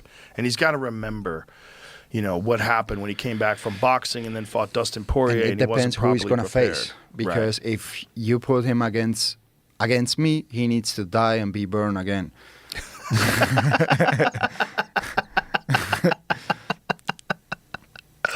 Yeah. I hear you. Yeah. When you think about like your division when you were the champion at 145, would he have been the fight that you would have wanted when he was in his prime at 45? Would that be the number one fight that you would have wanted at 145? For sure. Yeah. For sure. My God. For sure. He was a dangerous guy in 145. He was so big. He was big, dangerous. Yeah. He had that Smart. knockout power, smart. Yeah. Yeah. One shot knockout power. Yeah. He had that. Yeah, but when he would make 145, I remember that was back when the weigh-ins were literally right there. you'd weigh a guy in, and then they would cheer in front of the crowd. Now the weigh-ins are early, and it's a ceremonial weigh-in. So when Conor would weigh in, he would look like death. Yeah. See if you can find the video of the weigh-ins with Conor McGregor versus Jose Aldo. Yeah. He looks like he was on a boat in the middle of the ocean for 6 months. Like, look at him. Look at his face. Wow. Look at his face. Look at that one right there with Mike Goldberg. Click that one with Mike Goldberg. Right here. Yeah, click on that. My God. Look how fucking skinny he looks. Look at his face. His cheekbones. He looks like he just got out of like some Russian prison. Like that, you know what I mean? Bro, that one on the right is He looks insane. It's Fucked fucking with, insane. with muscles. That's insane. I wonder how much weight he lost. I think he walks around in 185. So he lost 40 pounds before he fought? That's crazy. He fought also at the welterweight division, right? Yes, he fought. He fought Donald Cerrone, who was really not a welterweight either. He was a 155 pounder, But he wanted to fight welterweight when he came back. Like when they were talking about Chandler, he said he wanted to fight at middleweight, and Chandler was like, okay, but part of me wonders like whether he was ever really going to come back. It's, what I mean? I really think that at some point he's gonna come back, because I don't think that he wants to leave the sport with a defeat. Right. This what I don't think. I think that he's gonna come back, try to get a win, and then retire in the octagon. Well, I'd like to see that. I'd like to see him one more time. It'd be good for him too to actually go to a real camp and stop partying. Will be good for him, for his family, for everyone. For everyone. But at some point, he's gonna stop. He's got a lot of legal problems too, There's a lot going on with him in Ireland. But he's running for the president. Well, they're right talking now. about prosecuting him for old tweets too. Yeah? Ireland is going crazy with their woke shit, with the restrictions and censorship, the same way the UK is. It's really scary stuff. But they're prosecuting people for tweets. That's crazy. Yeah, England arrested like 4,000 people last year for posting things on social media. No way. Yeah. Well, It's what insane. did they say? You don't even have to say anything crazy. You could just say, I don't want any more immigrants in my country, and they'll fucking prosecute you. It's really crazy. Wow. Yeah, it's That's not a freedom. no, it's not That's at not all. free speech. It's totalitarian government, and it's scary because it's they're using it to silence people, to silence people's opinions, and Crazy. see if you can find what's going on with Conor, because there was something about Conor McGregor possibly being prosecuted for social media posts from, I believe it was 2023. Some recent posts that he had made where they were going to bring them back up and prosecute him for it. And he had also like the case with the rapids and all that. Yeah. And I think because he wants to run for president, of course, then they're going to use the law to try to stop him because, look, he's very popular in Ireland and he might win. I mean, if these people think that their country's being invaded by I migrants. asked some people from Ireland, like, what are the odds that Conor becomes the president? They told me, like, probably zero. Conor McGregor will not face charges over social media posts made before and during the Dublin riots. Yeah. You know what? They said that about Trump, too. That Trump wasn't going to win either. They said Trump wasn't. Yeah, all the fucking newspapers, everything was saying. The chances are none. No, but I asked the people. I didn't ask. I didn't read the Depends on who you're talking to, magazines. though. Yeah. It really depends To on very how he close conducts people himself. to him. Oh, To him. okay. They're like, no way. Yeah. Yeah. Look, he should be fighting. And he should be fighting while he can because you don't want to be 49 years old sitting back thinking if you could have just one more, could have got it together if I just stopped partying. I really think that he's going to come back at some point, but we'll see. There's also the problem of that shin. When a shin snaps like that, nobody really comes back from that and He's fights fucked. at an His elite body is level. fucked. His toe is fucked. His chin is fucked. His body's fucked. With that much parties and drugs and all that, you gotta have to pay that price at some point. Yeah. And you are paying the price with your health, Yeah. which is the dumbest thing you can do in your entire life. It is. It is a It dumb is. thing, especially for an athlete. Exactly. He also suffered a lot with the weight cuts. That's a big damage for your body. That's also one of the reasons why I changed the weight class, because I realized that my health is the most important thing in my life. You can have everything in this life, but if you are not healthy, you don't have anything. Yeah, when you're cutting that much water out of your body, you're essentially getting to death's door. You're getting to death's door 24 hours before you fight. But you At a world championship level, which is crazy. You sometimes feel that you're really gonna die. I wasn't able to sleep in 48 hours at all because I was so dehydrated. My body was so like skinny, and I was dreaming with water, with food, with everything. My social media and reels, everything was about the food. Everything was about food. At that moment, you don't give a fuck about anything material, about anything. So tell me, when you start, so if you were going to make 145 on Saturday, what is your weight cut like, or on Friday, what is your weight cut like for the week? When does it start?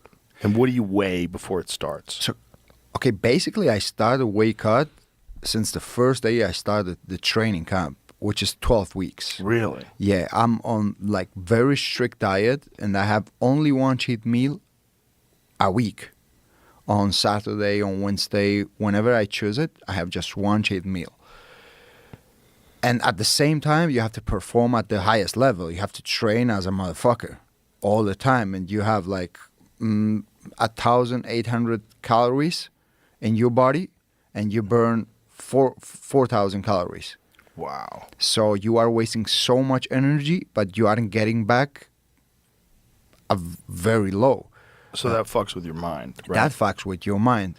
And you don't feel happiness. You feel like stressed, depressed. You don't find the happiness in anything. They could bring you all the money in the world, but you don't give a fuck at that moment about anything material. So you're doing it all through camp, but when you get to fight week, what do you weigh at? We do the water load. I start on Sunday with 8 liters, and I don't have carbohydrates. I don't have any sodium, salts, and all that. Do you drink distilled water? Still water, yeah. Oh, distilled? Do you know what I'm saying? No. Just just normal water. Okay. I'm not having carbohydrates, sodiums, and fibers. You say fibers? Yeah. Fibras? Yeah, fiber. Yeah. I only have fat and proteins in a very small portions. And I drink 8 liters on Sunday, then 8 again on Monday, 6 on Thursday, Wednesday I drink 4, I think, and then on Thursday I don't drink anything till Friday, till the weigh-ins. Really? And before the weigh-ins, I start the dehydration. Like we do one session in the morning, and I have to lose almost from 2 to 3 kilos, and the rest I have to lose at night, because I always like to go to the bed on weight. I don't like to wake up in the morning and have to cut the last part in the morning on Friday morning. When did you start drinking wine before weigh-ins? I did it twice in my career. It was once in Las Vegas. I was supposed to fight with. I was fighting with Damon Jackson, and I had like still 6 kilos or something like that. That's a lot. That's a lot of weight to cut. And the guy who was taking care of my nutrition, he called us and he told me, drink wine, drink half bottle of wine. I'm like, you sure? Yes, he told me, because if you drink a liter of wine, you're gonna wake up the next day, if you don't put anything else in your body, with 2 liters less.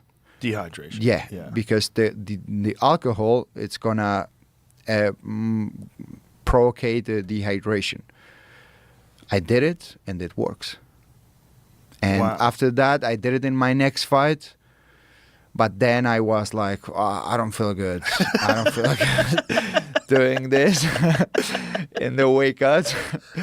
This is kind of crazy. It's fun. It's fun because everyone wants to, I don't know, everyone is almost dying that night. I was like partying with my team, so skinny, drinking wine, and like, what the fuck we doing? And after one day, I have to face a monster inside the octagon. Experience in life. And so then you weigh in, and then what is the rehydration process like? So I used to drink the electrolytes until I don't start to pee. I don't put any food in my body. I drink almost for 3-4 hours in small portions. That right now we are so lucky that we have the Performance Institute. We have great nutritionists in that program that help us to do it from the right way. So I start drinking in half liter of electrolytes. For example, let's say for 20 minutes, I have to drink that. I can't drink more. Then one that 20 minutes passed, I have to drink the another bar, and like that, progressively. Mm. And so once you start to pee, then you allow yourself to eat food. Exactly. And what kind of food are you eating? Most likely carbohydrates. I don't used to eat any proteins because it doesn't help you at all to have a great performance inside the octagon, right? Because the protein doesn't give you any glucose that your body needs at that time. Everything you need, it's electrolytes and carbohydrates. That's all you need. Not even fibers. Okay, so like what kind of food? Like pasta? Like that kind of stuff? Yeah, pasta. How good does that taste after all that time? Bro, amazing. Amazing. You could cook the pasta for me that day. I don't know how good you cook, but it will be amazing. Amazing. I don't care about So you've gone so long without carbohydrates. I have like almost a week and a half without carbohydrates, and I'm struggling for 12 weeks because I have only one cheat meal. So once I finish the cheat meal, I know that in 1 week, I'm not going to have another cheat meal. So I'm going to have to eat whatever they tell me to eat. Like I wake up, I know that I'm going to have 2 eggs with 1 slice of bread, and I'm going to have to train I don't know how much in the morning, and then in the afternoon I'm going to have to train again, and I'm going to have the same food all the time. And the good thing about that is that my wife, she was like a very important part in my last training camps because he made my diet more fun. You know, I didn't have to repeat the food all the time because when I was in charge of that, just imagine what I was eating all the time, the same. All the time the same. Just the same boring food. Just get through the month. Food because I didn't even had like the opportunities that I have right now. Right now, I have a chef. I set up my home with everything. Everything is so comfortable. But before, I had to cook for myself, go to the supermarket, doing everything by myself, and it was tough. So all the food's weighed out, all the calories are measured, everything's very systematic. So with this extra 10 pounds, how much better do you think you'll be able to perform inside the octagon? Because I would imagine physically that's got to take a toll on you. As good as your performances were, and they were spectacular, but as good as your performances were, your body could not have been operating at 100%. 100%. You are going to see me at 155 that I'm going to touch someone and I'm going to take his lights out. Even if I don't need to touch his chin. I just touch his head and it will explode. I feel so powerful at that weight class. So powerful, so stable in the ground. Like, do you want to wrestle? Let's wrestle. No problem. And I have the gas tank for 5 days, not 5 rounds. Do you think that a lot of fighters maybe diminish their potential by competing at a lower weight class for too long? It depends. It depends. Some of them, yes. Some of them, no. Because I think there are guys fighting in 145 that they could fight in 135 because they are smaller. Like Jose Aldo.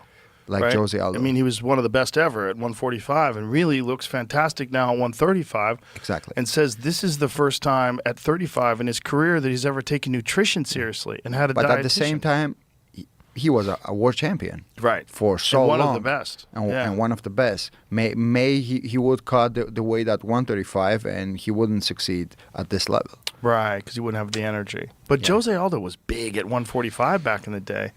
He would struggle to make 145 earlier in his career, but I just think he wasn't doing it the right way, like you're doing it. You know, I think athletes of today are much more systematic about it. And they have more information about the nutrition. They have we got more help from the Performance Institute, as I told you. Like the UFC Performance Institute is incredible. When I remember when they first opened it, I was a little skeptical. I'm like, who's going to use this? What is the big deal? And then I went there. I was like, oh, bro, okay, crazy. This is amazing. Without them, you wouldn't see many of the fights that we have seen. A lot of people would miss the weight. A lot of people. Yeah. So at 155, you're going to be able to eat more. You're going to be able to train more. You'll be able to recover better. Like Much everything. Better. Much better. I can't They're wait. really taking care of you. I can't wait. I can't wait to see it. I can't wait either. I can't wait. I want to fight. So take me through like what is a typical training week like for you? How much strength and conditioning do you do? How much do you concentrate on technique? How much do you spar? So outside or inside the training camp? Let's go with outside the training camp first. So outside the training camp, I try to develop my skills in every discipline. Like I try to not mix it up. I don't train MMA at all. I do boxing classes, wrestling classes. I try to learn every discipline separate. Why do you do that? Because when the training camp comes, I try to mix it up and polish everything that I have been able to learn till that moment. You know what I mean? Everything that worked for me in wrestling and boxing and in the places where I feel comfortable, like that's why I want to develop all the time my knowledge. I want to get better all the time. And I can get better if I only go and train MMA and I only drill the same things all the time. Right. My head is like getting stuck. You know, I need to learn new techniques because I think that I have much more to learn in every discipline. Like in BJJ, you never end up learning. Right. All the time you learn new things, you see new things, you want to try it, and it takes some time that technique works for you and when you're rolling with someone, for example, right? Right. So, yeah, one thing is what you know, and the other is what you do with what you know. How do you know how much time to allocate to each specific discipline? Because something like Brazilian Jiu-Jitsu, it's a never-ending journey. Yeah. Like there's so many techniques. There's so many different combinations of things you could do to a human body when you're grappling. So the thing about me is like you have to decide what kind of style do you want to have. Do you want to fight from the guard? How do you say guard? Guard. Yeah. You want to pass the guard? Like there are different styles, right? Right. But at some point, I was like fighting all the time from the guard. I was doing like the beating bolos, baby bolos, everything, because I needed to feel what the people feels when I'm passing the guard. The guard. Yeah. You know what I mean? So the same thing with boxing, for example. Someone has a defensive style. Someone has aggressive style, but from distance. Someone needs to cut the distance and work more in the body. So I don't know. It's like it's so difficult to explain it to you. I know what you're saying, though. I think one of your most impressive performances was Josh Emmett. Because in Josh Emmett, he's such a powerful puncher. He's such a dangerous puncher. But everything he throws you has murder on it. Everything. But you just kind of slipped and moved with everything and just systematically broke him down. But you adjusted your style for his danger. You adjusted your style for him and just dominated the fight. I think that was one of the most impressive performances because it showed how skillful you could be. Whereas, like, imagine if Michael Chandler fought Josh Emmett. It would be fucking madness. Yeah. Just madness. Two dudes just trying to murder each other. Just fucking throwing haymakers. But what you did was you broke down what he was doing. You found your openings. You started to get your timing. You started to figure out. You put all his movements into your computer, and then you rolled with everything. Everything he threw, you rolled with. When he had big shots, you moved with them. All his big shots were coming with the right hand. Like, he's the type of guy that ends up every combination with the right hand. So everything I had to do, it's all the time. I didn't have to exchange the punches with him. I had to let him throw me all the punches, roll his right hand, and then start with my combinations. And this is what I really did. Like, I was hurting him with the calf kicks. Then I was going for my combinations and long combinations all the time. In MMA, no one works the long combinations. No one. They always used to do 1, 2, 1, 2, 3, but no one does 1, 2, 3, 3, 4, 5, 6. You know, and like the Jai Herbert fight. Exactly. Yeah. Usually, you're getting 2 punches. Everyone blocks 2 punches, but after the second one, they put their hands down again. And then is when I go again, like 1, 2, 1, 2, 3, 4, 5, boom. You are not waiting for that. And if I change the levels and I go in the head and the body, calf kicks, I go for the takedowns, I mix it up, you get crazy. It's interesting that you didn't start boxing until you were 17, because you're probably the best boxer in not just the featherweight division, but you might be the best boxer in the sport in terms of your movement and then your one-punch power. Your one-punch power is pretty fucking crazy, which I think you either have or you definitely can develop it, and it definitely is dependent upon technique, but either you have power or you don't have power. So did you always notice that, like from the very beginning when you first started training? I always had power. Isn't that crazy? Yeah, it is. It's a God-given thing. God-given thing, 100%. I always had that power. I remember myself without much technique, but I was connecting the punches and putting guys to sleep in the trainings. And I wasn't that skillful guy, but I had that power. But you were smart enough. See, this is the difference between like a Josh Emmett approach and your approach. You were smart enough to realize that, okay, I've got this power, but now I need to develop laser sharp technique. Of course. And I have to be able to find the moment. I don't have to just throw it and believe that I have the power. If I connect it, I put you to sleep. No, it's not if I'm going to connect you that punch. I'm going to work for that, and I'm going to find that specific moment to put your lights out. And I know with everyone, even if in 155, I know that I'm going to be able to find that moment where I'm going to be able to connect that 1 punch or 2 or 3 punches. Because sometimes it's not only one. I'm able to combine punches. You know, sometimes you think that I'm going for your head, and I'm going. My main combination is to go to the body.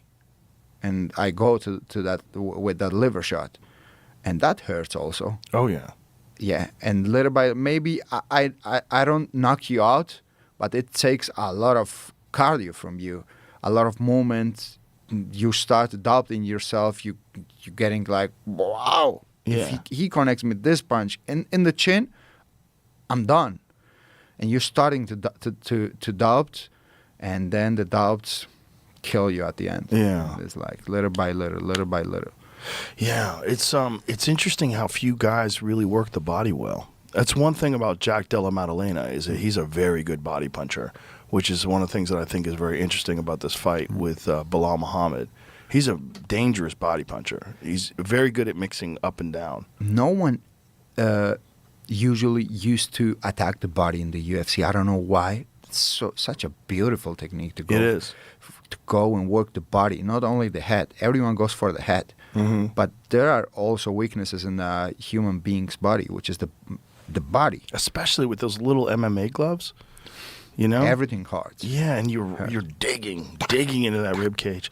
But it's interesting how the sport evolves. And I think when a guy like you comes around that does mix things up so well and does have elite boxing, the next generation will also copy you. They will copy your style. You know, because like think about the calf kick. There was no calf kicks forever. Yeah. I don't know when they started with the calf kicks. Benson Henderson. Benson Henderson? Benson Henderson. He was the first guy I ever saw do them. He was doing a lot, and I remember pointing it out. Like, he wasn't doing it as effectively, where he was like crippling guys' movement, but he was doing it a lot. And then I remember when Dustin Poirier fought Jim Miller. Jim Miller almost took him out with calf kicks. Like, Justin Poirier's calf was destroyed in that fight. And then, Dustin Poirier became a really good calf kicker after that. And then it became ubiquitous. Everybody has to have a calf kick. But it comes from Muay Thai, it comes from kickboxing, it comes from... Well, it sort of does, but in Muay Thai, they don't throw it very often. It's not a common technique in kickboxing or Muay Thai, which is interesting. It's not as common as it is in MMA. It hurts so much. It's like a jab, but for the legs. It's like a jab. Well, it also cripples your movement, which is terrible because you can't punch as hard because you don't have a left leg anymore or a right leg, depending on what's forward. And at the same time, it distracts you a lot. Right. You know what I mean? It hurts so much. Yeah, it hurts. It distracts you. You have to. You don't only have to think about the hands. You have to think also about the kicks. Well, Izzy said that when he lost to Alex Pereira, the first fight in the UFC, he said he wasn't hurt that bad with the punches. He said he couldn't move.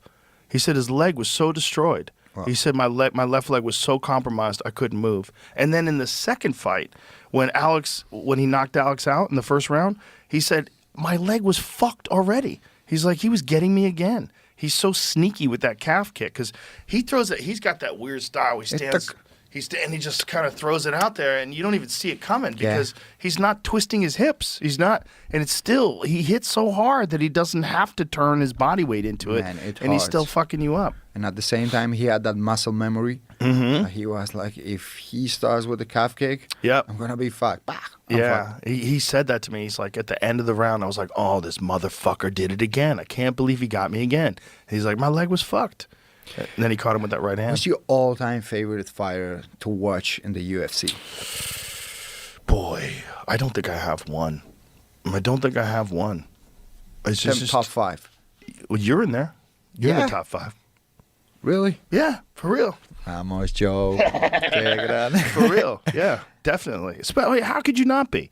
You knocked out 2 Hall of Famers, 2 of the all-time greats. Volkanovski and Max Holloway are all-time greats. 2 of the greatest featherweight champions. So if you're a great featherweight champion, you're the greatest in a division that probably has, if not the most skill. There's an argument for the most skill. I think it's 45 and 55. I think those are the 2 divisions that have the most skill. Yeah. So to be a champion at 45 or 55, you're a champion in the most skillful weight class. Like, look at 45. So many fucking killers at 45 now. Like, look at what Jean Silva just did to Bryce Mitchell, and he wasn't even ranked. Yeah. I mean, this guy's a motherfucker, man. Yeah. And these guys are coming up, and they're so goddamn good. And Yair Rodriguez, you got these guys that are so skillful. You got so much talent. I don't know what to tell you about Jair Rodriguez. I'm not a big fan of him. Yair? Yeah. No? How come? No, I don't know. I see him. He's the type of guy that you don't even need to take him down. He goes to the ground by himself. I don't know. He's like very spectacular at the way he fights and the striking and the kicks he throws and all that. But I don't know. I'm not a big fan of him. I'm fan of Volk and Max Holloway. Well, actually, they were the smartest guys that I ever faced inside the octagon. I felt that they were smart. They had that fight IQ. They know how to fight. Do you think Max Holloway made a mistake in going up to 55 and then back down to 45 again? Because he got big when he fought. 100%. Yeah, I think so too. 100%. Yeah. He looked too compromised. He didn't look healthy at 45. He gets crazy for the title shot. Mm-hmm. He was like, take the gold. Yeah. Okay. Yeah. Yeah.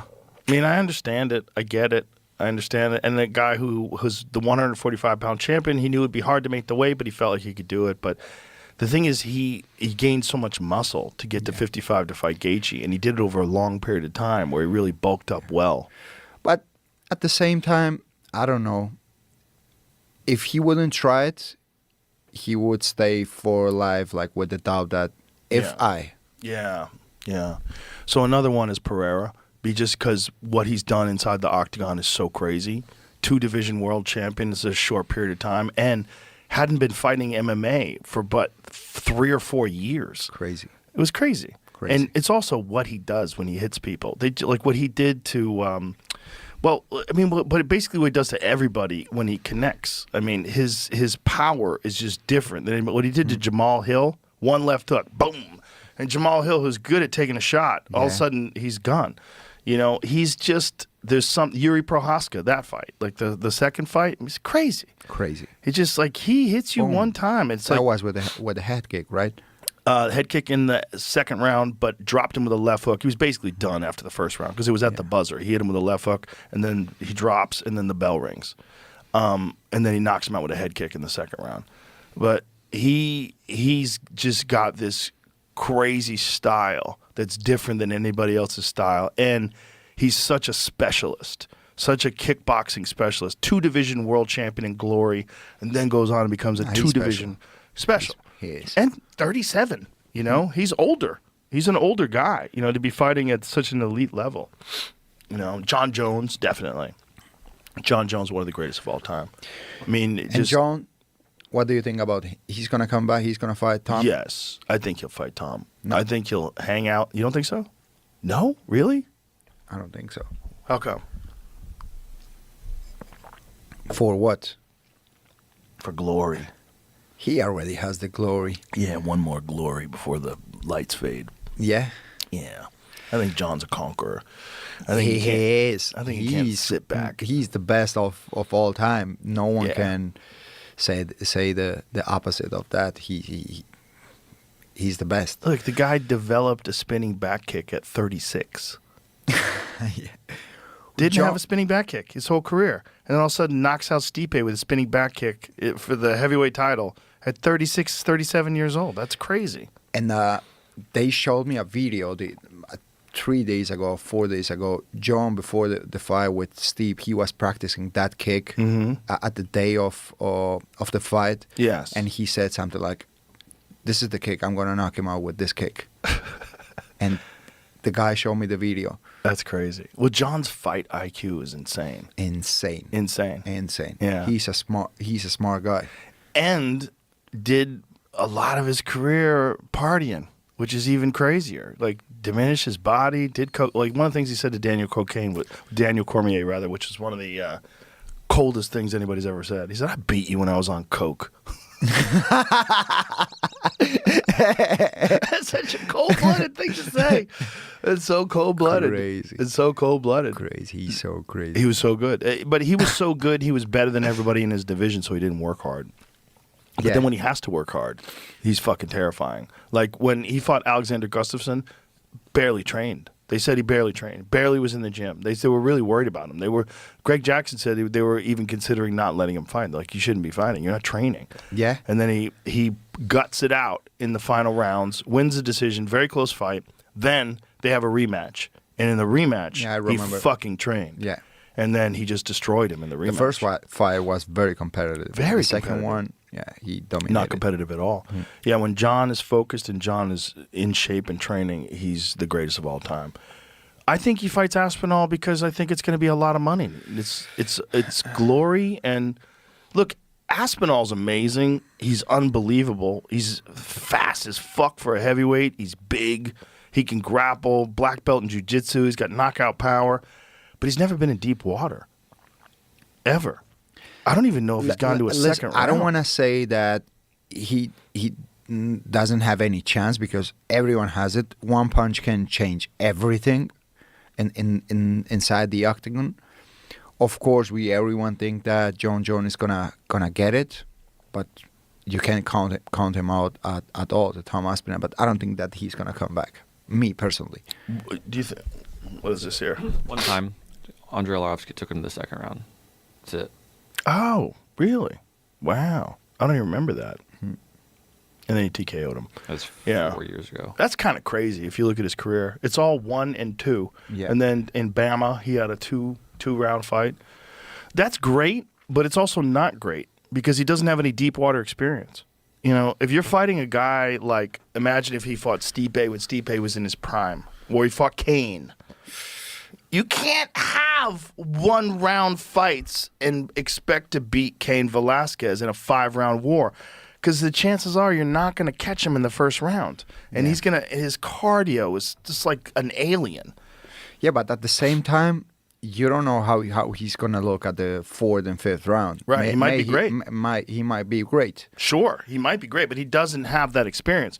So in his head, you've got to think there's got to be some, no matter how confident he is, there's got to be a couple questions. Yeah.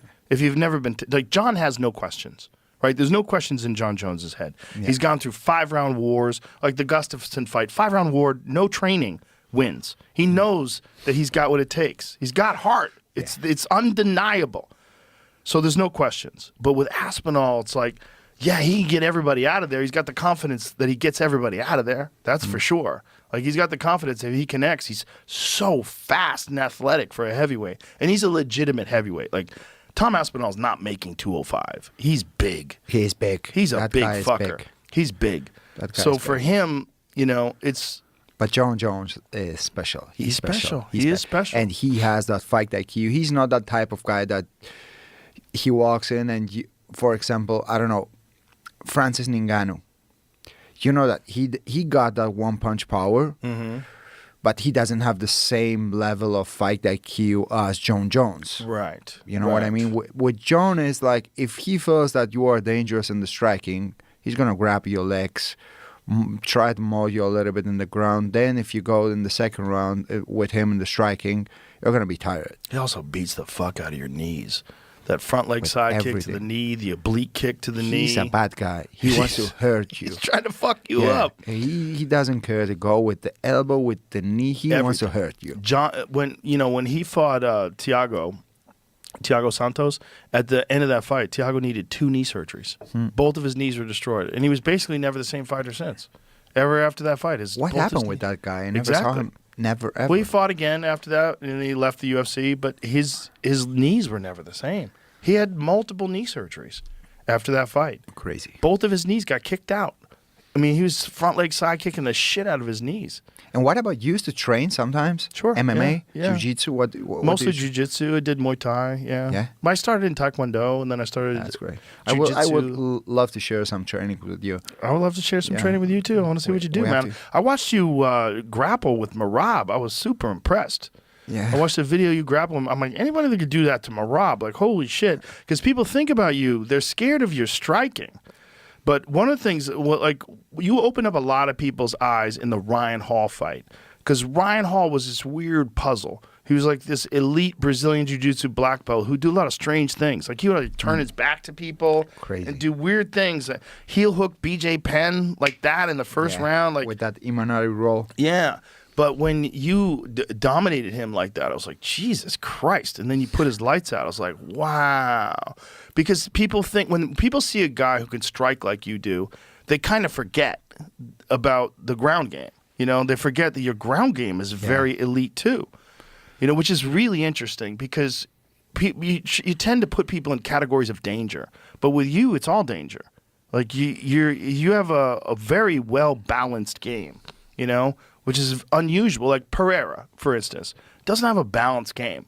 You know, his game is he's going to connect and you're going to wake up. You know, that's all it is. His game is kickboxing. But your game is like, it's everything. It's all over the place. You know, like the Bryce Mitchell fight. It's everywhere. It's stand-up. It's the ground. It's comprehensive. It's like Georges St. Pierre when he was in his prime. It was coming from all different angles. You never knew if he was going to take you down. You didn't know if he was going to strike with you. It was all, your mind was overwhelmed with possibilities, which is, in my opinion, what I like to watch. That's what I like the most, a guy who can do everything. I love specialists. I love, like, Damian Maia, because when Damian Maia would get you, he'd clinch you, if like, you're fucked. Back, you're fucked. To this day, the one fight that drives me the most crazy where a referee fucked it up was Kamaru Usman and Damian Maia. Because in the first round, Damian Maia had Kamaru Usman's back, standing up, had one leg laced, had his back, but it was taking too long, and the referee separated them. And I'm like, you motherfucker. He's so close. He's so close. Wow. This is it. Look at this shit. Like, Kamaru Usman's in deep shit here. He's in deep shit here. And the referee fucking separated him. This is crazy. What he's doing? This referee, this drives me nuts. Go back it up a little bit. Back it up a little bit, because it's before this. It's before this. So, like, once he finally secures it, go a little bit before that. A little bit before. May he Look, never do it watched his right from fight. the moment where they clinch up. Okay, right here. So as soon as he clinches up and he ties that leg, as soon as he gets his hands together, Kamaru's in deep shit right here. Deep shit. Kamaru has one loss on his record, and that's by rear naked choke. Yeah. And now he's grappling with one of the best to ever do it. To this day, this fucks me up. This is one of the reasons why I hate when they separate fighters. I hate when they stand people up, and I hate when they separate fighters. This is a huge mistake here by this referee. Because you've got one of the greatest ground specialists of all time. Do you think that he was the most dangerous guy in the ground? Yes. Yeah. In his prime. In his prime, he dominated people. Look at him. He's just so close, man. Kamaru's in real trouble here. The way his arm is compromised behind his back, he's fucked here. You got to get out of this. You can't get separated just because the crowd's booing, the referee's like too involved. Get the fuck out of there. Get out of there and let him work. Because if he gets to the ground, Kamaru might be fucked here. And there's 2 minutes to work. There's plenty of time. To this day, that drives me nuts. He's doing something very interesting there with the butterfly. Yes, with that left butterfly. Yeah, he's constantly keeping you off base. And you know that if you make any mistakes here, that right hook is coming over, the arm's coming over the top. As soon as he lets go of it, yes. So as soon as he lets go of that arm that he's got trapped, with his his left arm, as soon as Kamaru if he gets that arm over the top of the shoulder, Kamaru's fucked, man. This is a terrible spot to be. And for the referee to separate them and not let him work, I was talking to Matt Serra about it the other day, and he was like, yes, he fucked him. Yeah, he fucked him. He did. They fucked him. Kamaru wins this fight, and then, I watched this fight. The world changes. It changes. Because this could have been a loss. And then Kamaru could have been back to the drawing board. It's a bad situation to be in with the ground. See, look, now he has this advantage of being able to stand up again. Like, why? Why does he have this advantage? Why? You should be back where you were. There's no reason to separate those guys. Referee mistakes are crazy. There's moments in fights where referees make mistakes where a fighter's whole career just changes, just flashes before their eyes. The other day, also something happened in the paper in the car with Dan Ige. Yes. I don't know why he stopped the fight. Yes, that was a bad decision too. That was bad as well. Same thing. Sean Woodson. Yeah. I think he would win the fight anyways, but he didn't have to stop the fight. There was a bad stoppage. Yeah. It was a bad stoppage. Yeah. Yeah, there's bad stoppages, man. I mean, it happens. It happened to Jared Cannonier. Jared Cannonier had a bad stoppage. I guess, who was that against? Was it Imamov? The war stoppage? The Robbie Lawler against Ben Askren. Oh, yeah, that was the worst one. That was the worst one. That was the worst one. They thought he was out and he wasn't out. I was so excited for that fight. And Robbie was beating the fuck out of him, too, before that headlock. Yeah, that was terrible. That was a bad stoppage. Yeah, there's been some bad stuff. But, look, the referees have the second hardest job in the sport. The first hardest job in the sport, yeah, here it is. This is Jared Cannonier and Imavov. So he gets cut. Look at that right there. That's crazy. That's a crazy stoppage. He stopped the fight? Why? Yes. No. Yeah, look at this. He got hurt. But he's covering up. And by the way, Jared Cannonier can fucking take it, man. He comes back. Jared Cannonier came back against Rodriguez in his last fight. He was hurt way worse than this, and he came back to score a knockout. But that was a crazy stoppage. It's just, like I said, referees have the second hardest job. Fighters have the first hardest job. Second hardest job is being a referee. Because those moments where you make a decision, like, you can't take it back, the fight's over. That's true. It's terrible. It's hard to be a referee. Yeah. And then there's the judging. Some judges. The judging, yeah. That's also something that drives me crazy. It's like, how do they keep having the same bad judges come back again? That's what's crazy. Because the UFC has no control of the judges. The judges are all established by the athletic commissions. Yeah. So sometimes you get great judging. And it's like, oh, the judges are good tonight. These are good decisions. And sometimes you get, what the fuck is going on? Yeah. Sometimes judges are horrible. Horrible. Doesn't make any sense. You never know if they give you more points for wrestling, for striking, for defending. Right. It's crazy. Well, some judges just aren't qualified. Right? They don't have a martial arts experience. They don't have a background. You know, they just learned how to judge. That you can't. I don't think you can do that. It's like, I don't speak Spanish, but if you taught me some Spanish and then I was judging Spanish, would you know what I'm saying? Like, Yeah, crazy. I'm not qualified, Crazy. right? You are not. Right. So if you have a guy who doesn't really understand who's got the dominant position, like maybe you see a bullshit guillotine that has no chance. It's not like they yeah. never fought. It's they not even never trained. Right. Exactly. Most of them. I remember That's the problem. early on in the UFC, one of the judges turned to one of the people next to this person. It was a woman. She turns to this person and goes, "What is he doing?" No way. Yeah. Yeah, what is he doing? Someone was trying to get a Kimura. She's like, "What is he doing?" She didn't know what a Kimura was. So how'd they get there? They were boxing judges. So the boxing judges, they started using them for MMA fights with no martial arts experience at all. Crazy. Never stepped on the mat, never put in a mouthpiece, never What's got that? punched in the What he's face. doing? That's crazy. That's crazy. They don't know how it works And they're judging at a professional world championship level. at the highest level. It's crazy. It's crazy. I Let- think they should have more judges. Let me ask you something. What do you think was the key of success of the UFC? Like, it was Dana White, it was the matchmakers, it was the fighters, it was the promotion. What it was? I think the big thing was the Ultimate Fighter. I think everybody kind of agrees with that. The Ultimate Fighter reality show, what made the UFC huge was that first season of the reality show, because this was 2005. So reality shows were really popular back then. This is, Survivor and Fear Factor, and there's all these reality shows, and Big Brother. And so they had this reality show that people were watching with fighters, and then they have the finale. And in the finale, Forrest Griffin fights Stephen Bonner, and it's such a crazy fight that people are just telling their friends. The ratings were going up as the fight went on. And, the Fertittas, the people that owned the UFC before this current company, they were in the hole $40 million. And they just kept losing money. And they said, listen, this is the last. They were going to sell the UFC at one point in time. And then they got to this point where they're like, look, let's just try this one more thing.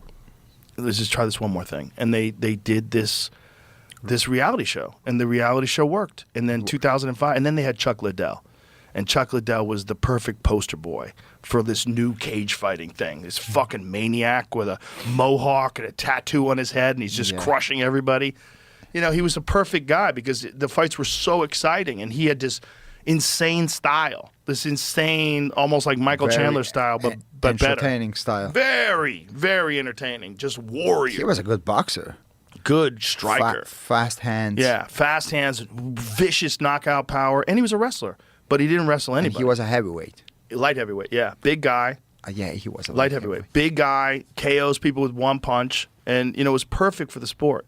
Because, he was so exciting, and he looked the part. He was like a maniac. And after he'd win, he'd go, and run around the cage. It was so exciting. Fun. So exciting. He was the poster boy. He was the guy. He was the guy that put the sport on the map because people would watch him and they go, Jesus. Yeah, that guy. timeline of MMA was so fun. It was with fun. Rampage Jackson also. Oh, yeah. And then when Rampage KO'd him, he became the man. And then John Jones comes along. And, phew, it's like the sport. That's what's crazy about John, right? John has been dominant now for, 15, 16 years? Yeah. That's nuts, man. That's why I say he's the best. He's the GOAT. He's the GOAT. I don't know how they don't put him as the number one pound for pound. He's the number one pound for pound. It's just because he doesn't fight as often as Islam. Islam's defended his title more recently, more often against top flight competition, whereas John takes a year off, does a year off here, a year off there. But when you look at the overall record, the overall career, he's the greatest of all time. But when I talk about just technique, you gotta think about Mighty Mouse too, man. Mighty Mouse in his prime was a bad motherfucker, man. He would do shit to guys like when he suplexed Ray Borg and caught him with an armbar in the middle of the air and finished him. You don't think so? Huh? I see your face. I see your face. No. It's not but I don't know. I never was a big fan of him. No? No. Never. I think in his First prime, of all, when you call yourself a Mickey Mouse, Mighty Mouse. So I always thought that he was a Mickey Mouse. I'm like, bro, how the fuck you calling yourself a Mickey Mouse? No, He was a good fighter. He was a very technical fighter. He dominated the whole division. How many times he defended his belt? Like many times. 14 times? Many times. 12. He fucked a lot of people up. But then there's an issue where the quality of the competition in the 125-pound division back then was not at the level that it is now. Like Pantoja, he's a bad motherfucker. I would have loved to see Alexandre Pantoja versus Mighty Mouse in their prime. Pantoja's a fucking animal, man. That guy's a fucking animal. There's a guy coming up in 125. He fought in the last pay-per-view in London. His last name is Kawana in 125. He's going to be a problem in that division. He's a very skillful fighter. Well, I think like all weight classes, now you have the best fighters of all time. Because we see guys from the Dana White Contender Series now that are coming along that enter into the UFC for their first fight. And you see these guys like, Jesus Christ, this guy looks like he has 15 pro fights in the UFC. They look elite, you know? That's a cool program also, a Dana White Contender Series. It's incredible. That's something cool because they have some story behind them before they get to the UFC. Mm-hmm. And that's cool. And actually, they make a good matchmaking also for that fight. I prefer I like that. to see sometimes Dana White Contender Series over than some fight nights. Yeah, you get to see guys. Well, that's where we found Sugar Sean O'Malley.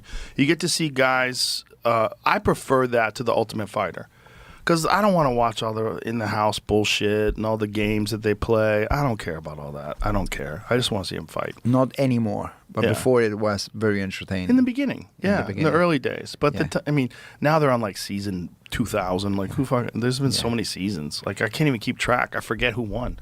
You Yeah, know, there's so many that's true seasons. also. But my point is that the caliber of new guys when they're just entering like Mauricio Rufy, perfect example. Yeah. You see this guy, first fight He's in the fighting UFC. in lightweight, right? Yeah, he's fucking huge. You see this guy first fight in the UFC, you're like, whoa, this guy is elite already. You know, same thing with Jean Silva, elite already. Like these guys, they're entering into the sport at a very Carlos Prates, same thing, like right away. Like you're seeing like a very high level right away. And I just think that because there's so many guys like you to watch, there's so many guys like, you know, Hamzat and all these people, you get to see elite talent.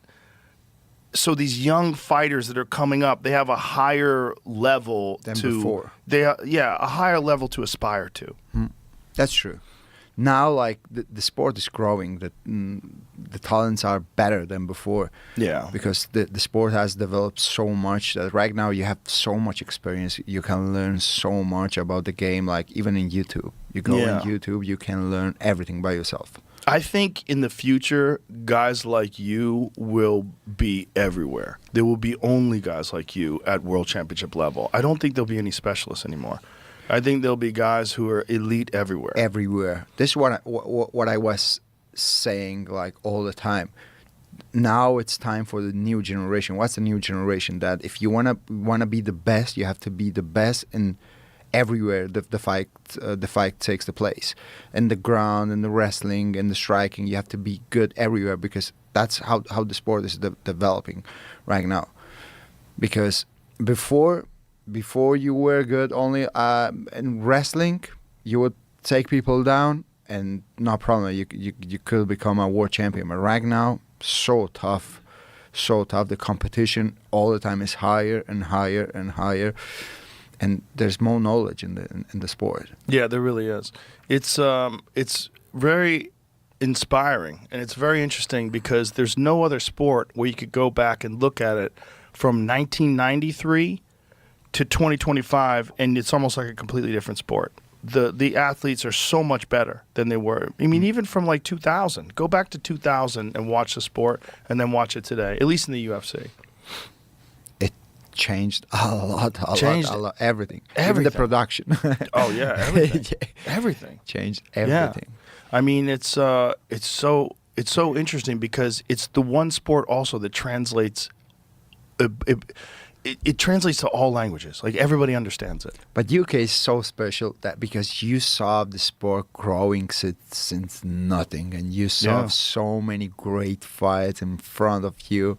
Yeah, I'm very lucky, man. Yeah, that's. I feel very fortunate. Well, what about you? Like, do you have a plan where you want to retire, or you are just enjoying and you love what you're doing? Because I think that it's a, I don't know, you are enjoying a lot. Yeah, I just enjoy it. I don't think about retiring. No. If Dana White quits, I might quit. But that's it. Yeah? Yeah. It's actually in my contract. No. Yeah, if he leaves, I leave. Yeah, so in my contract, if he leaves, I don't have to stay. Why that?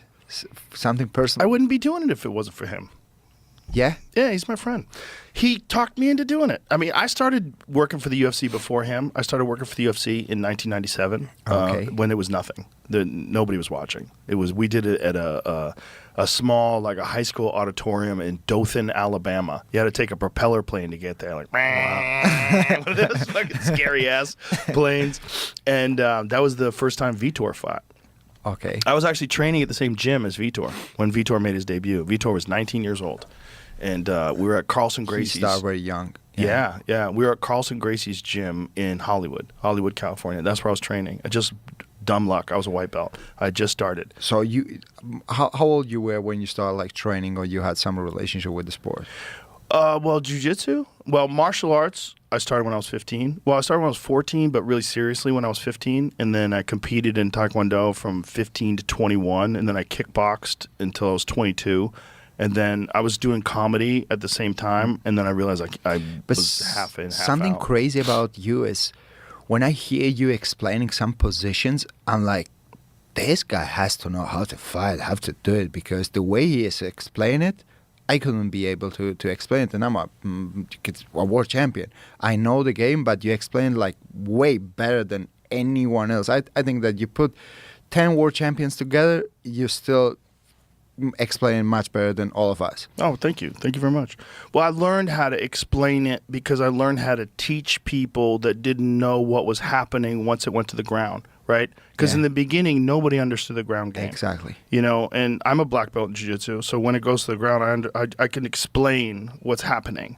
Very specific. Yes. You are very specific. Well, you have to be specific because some people don't know. Like sometimes I'll be watching with my wife at home. Like we watch fights that I'm not calling, and she's like, "What's going on?"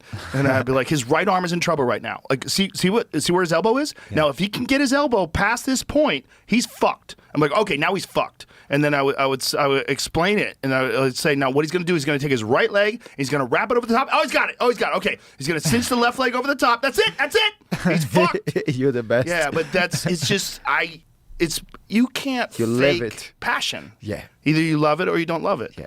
And if you don't love it, you can't pretend. It won't work. No one's going to believe you. Like if you're just a regular sports guy, say like you call hockey and they hire you, you're going to learn about MMA and you're going to call MMA. Come on. There's you're not going to be able to do it right. Of course. Because you got to do it like if I was calling hockey, I'm like, yay, this fucking puck went in the net. Woo. I don't give a shit. I don't give a shit if the puck goes in the net. It doesn't mean anything to me. Yeah. But when someone gets your fucking neck, fucking shit, and you see the guys, you got to tap, he's tapping. That to me is life. That's everything. That is like, it's not just winning. You're not just winning. You killed that guy. We can say that. I promise you. We can see your passion every time. Like even right now I'm here, I feel your passion. It's not like I say it. I feel your passion. Like you're passionate about what you're doing, and that's something that I admire people like you.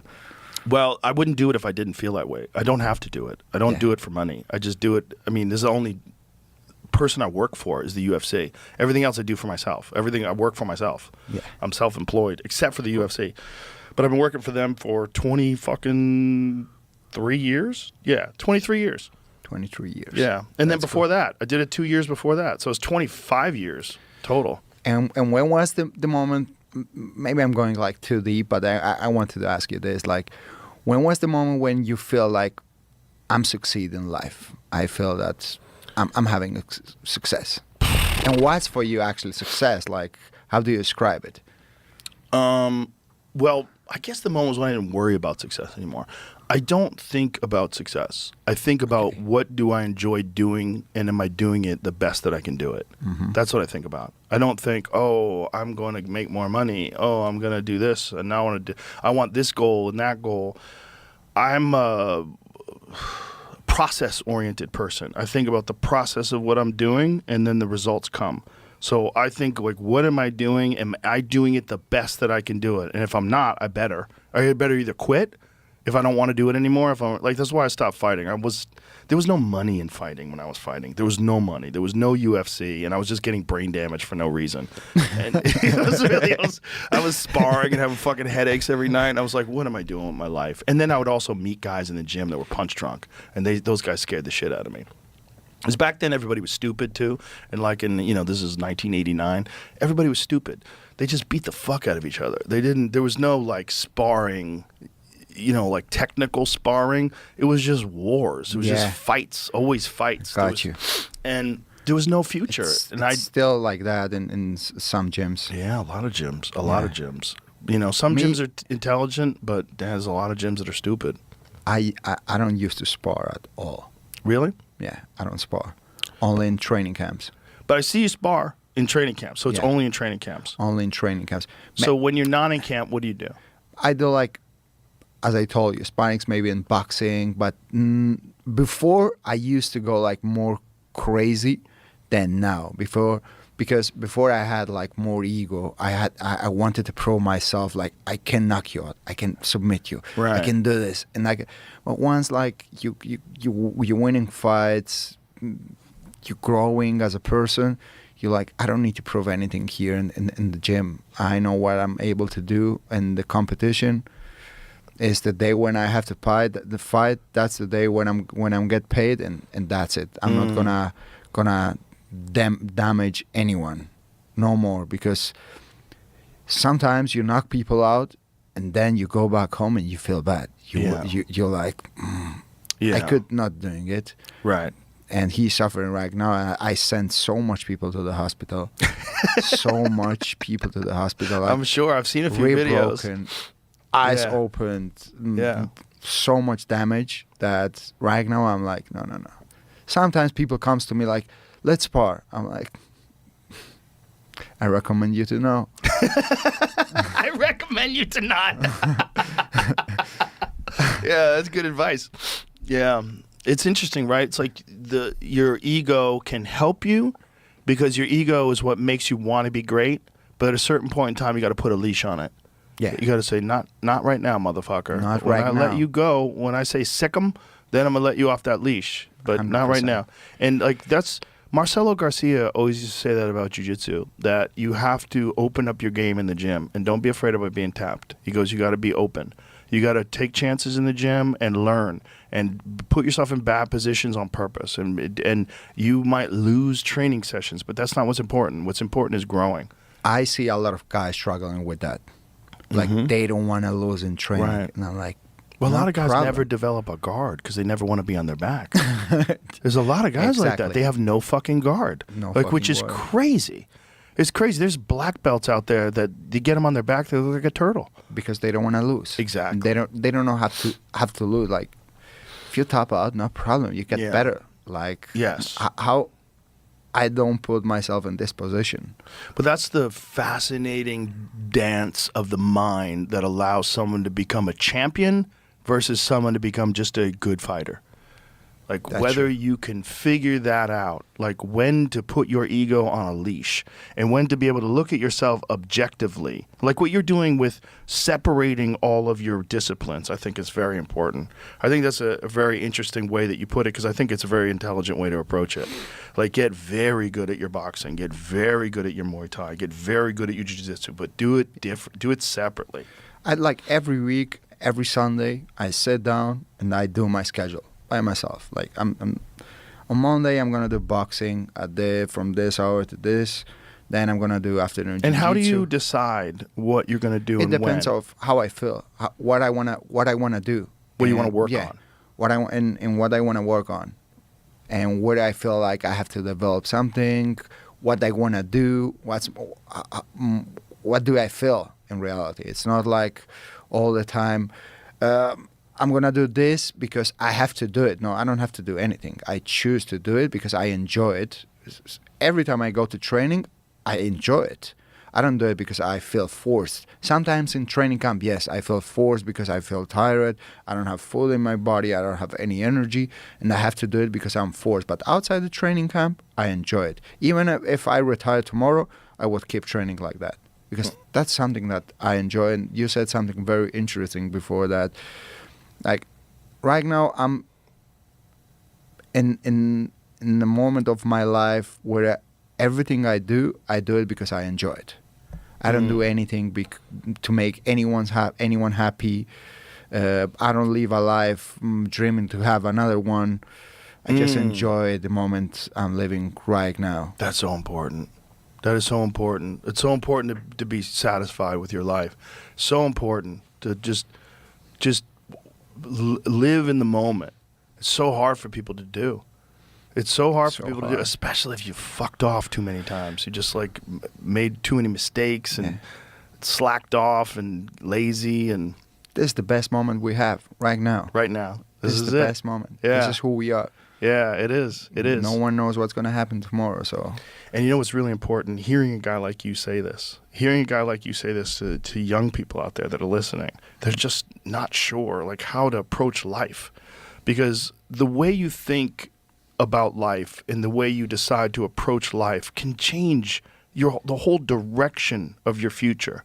100%. 100%. And so a young guy is probably listening. Guaranteed there are people, not just one, many young people are listening to you talk right now. I'm sure there's many people come to you like, Joe, tell me the secret. Yeah. There are no secret. There's no bottom for the elevator. Exactly. Like everything in life you get step by step. The slowest, the fastest way to get where you want to be. I was talking to David Goggins about that. You know who David Goggins is? Yeah, of course. Fucking maniac. David Goggins said, there's no finish line.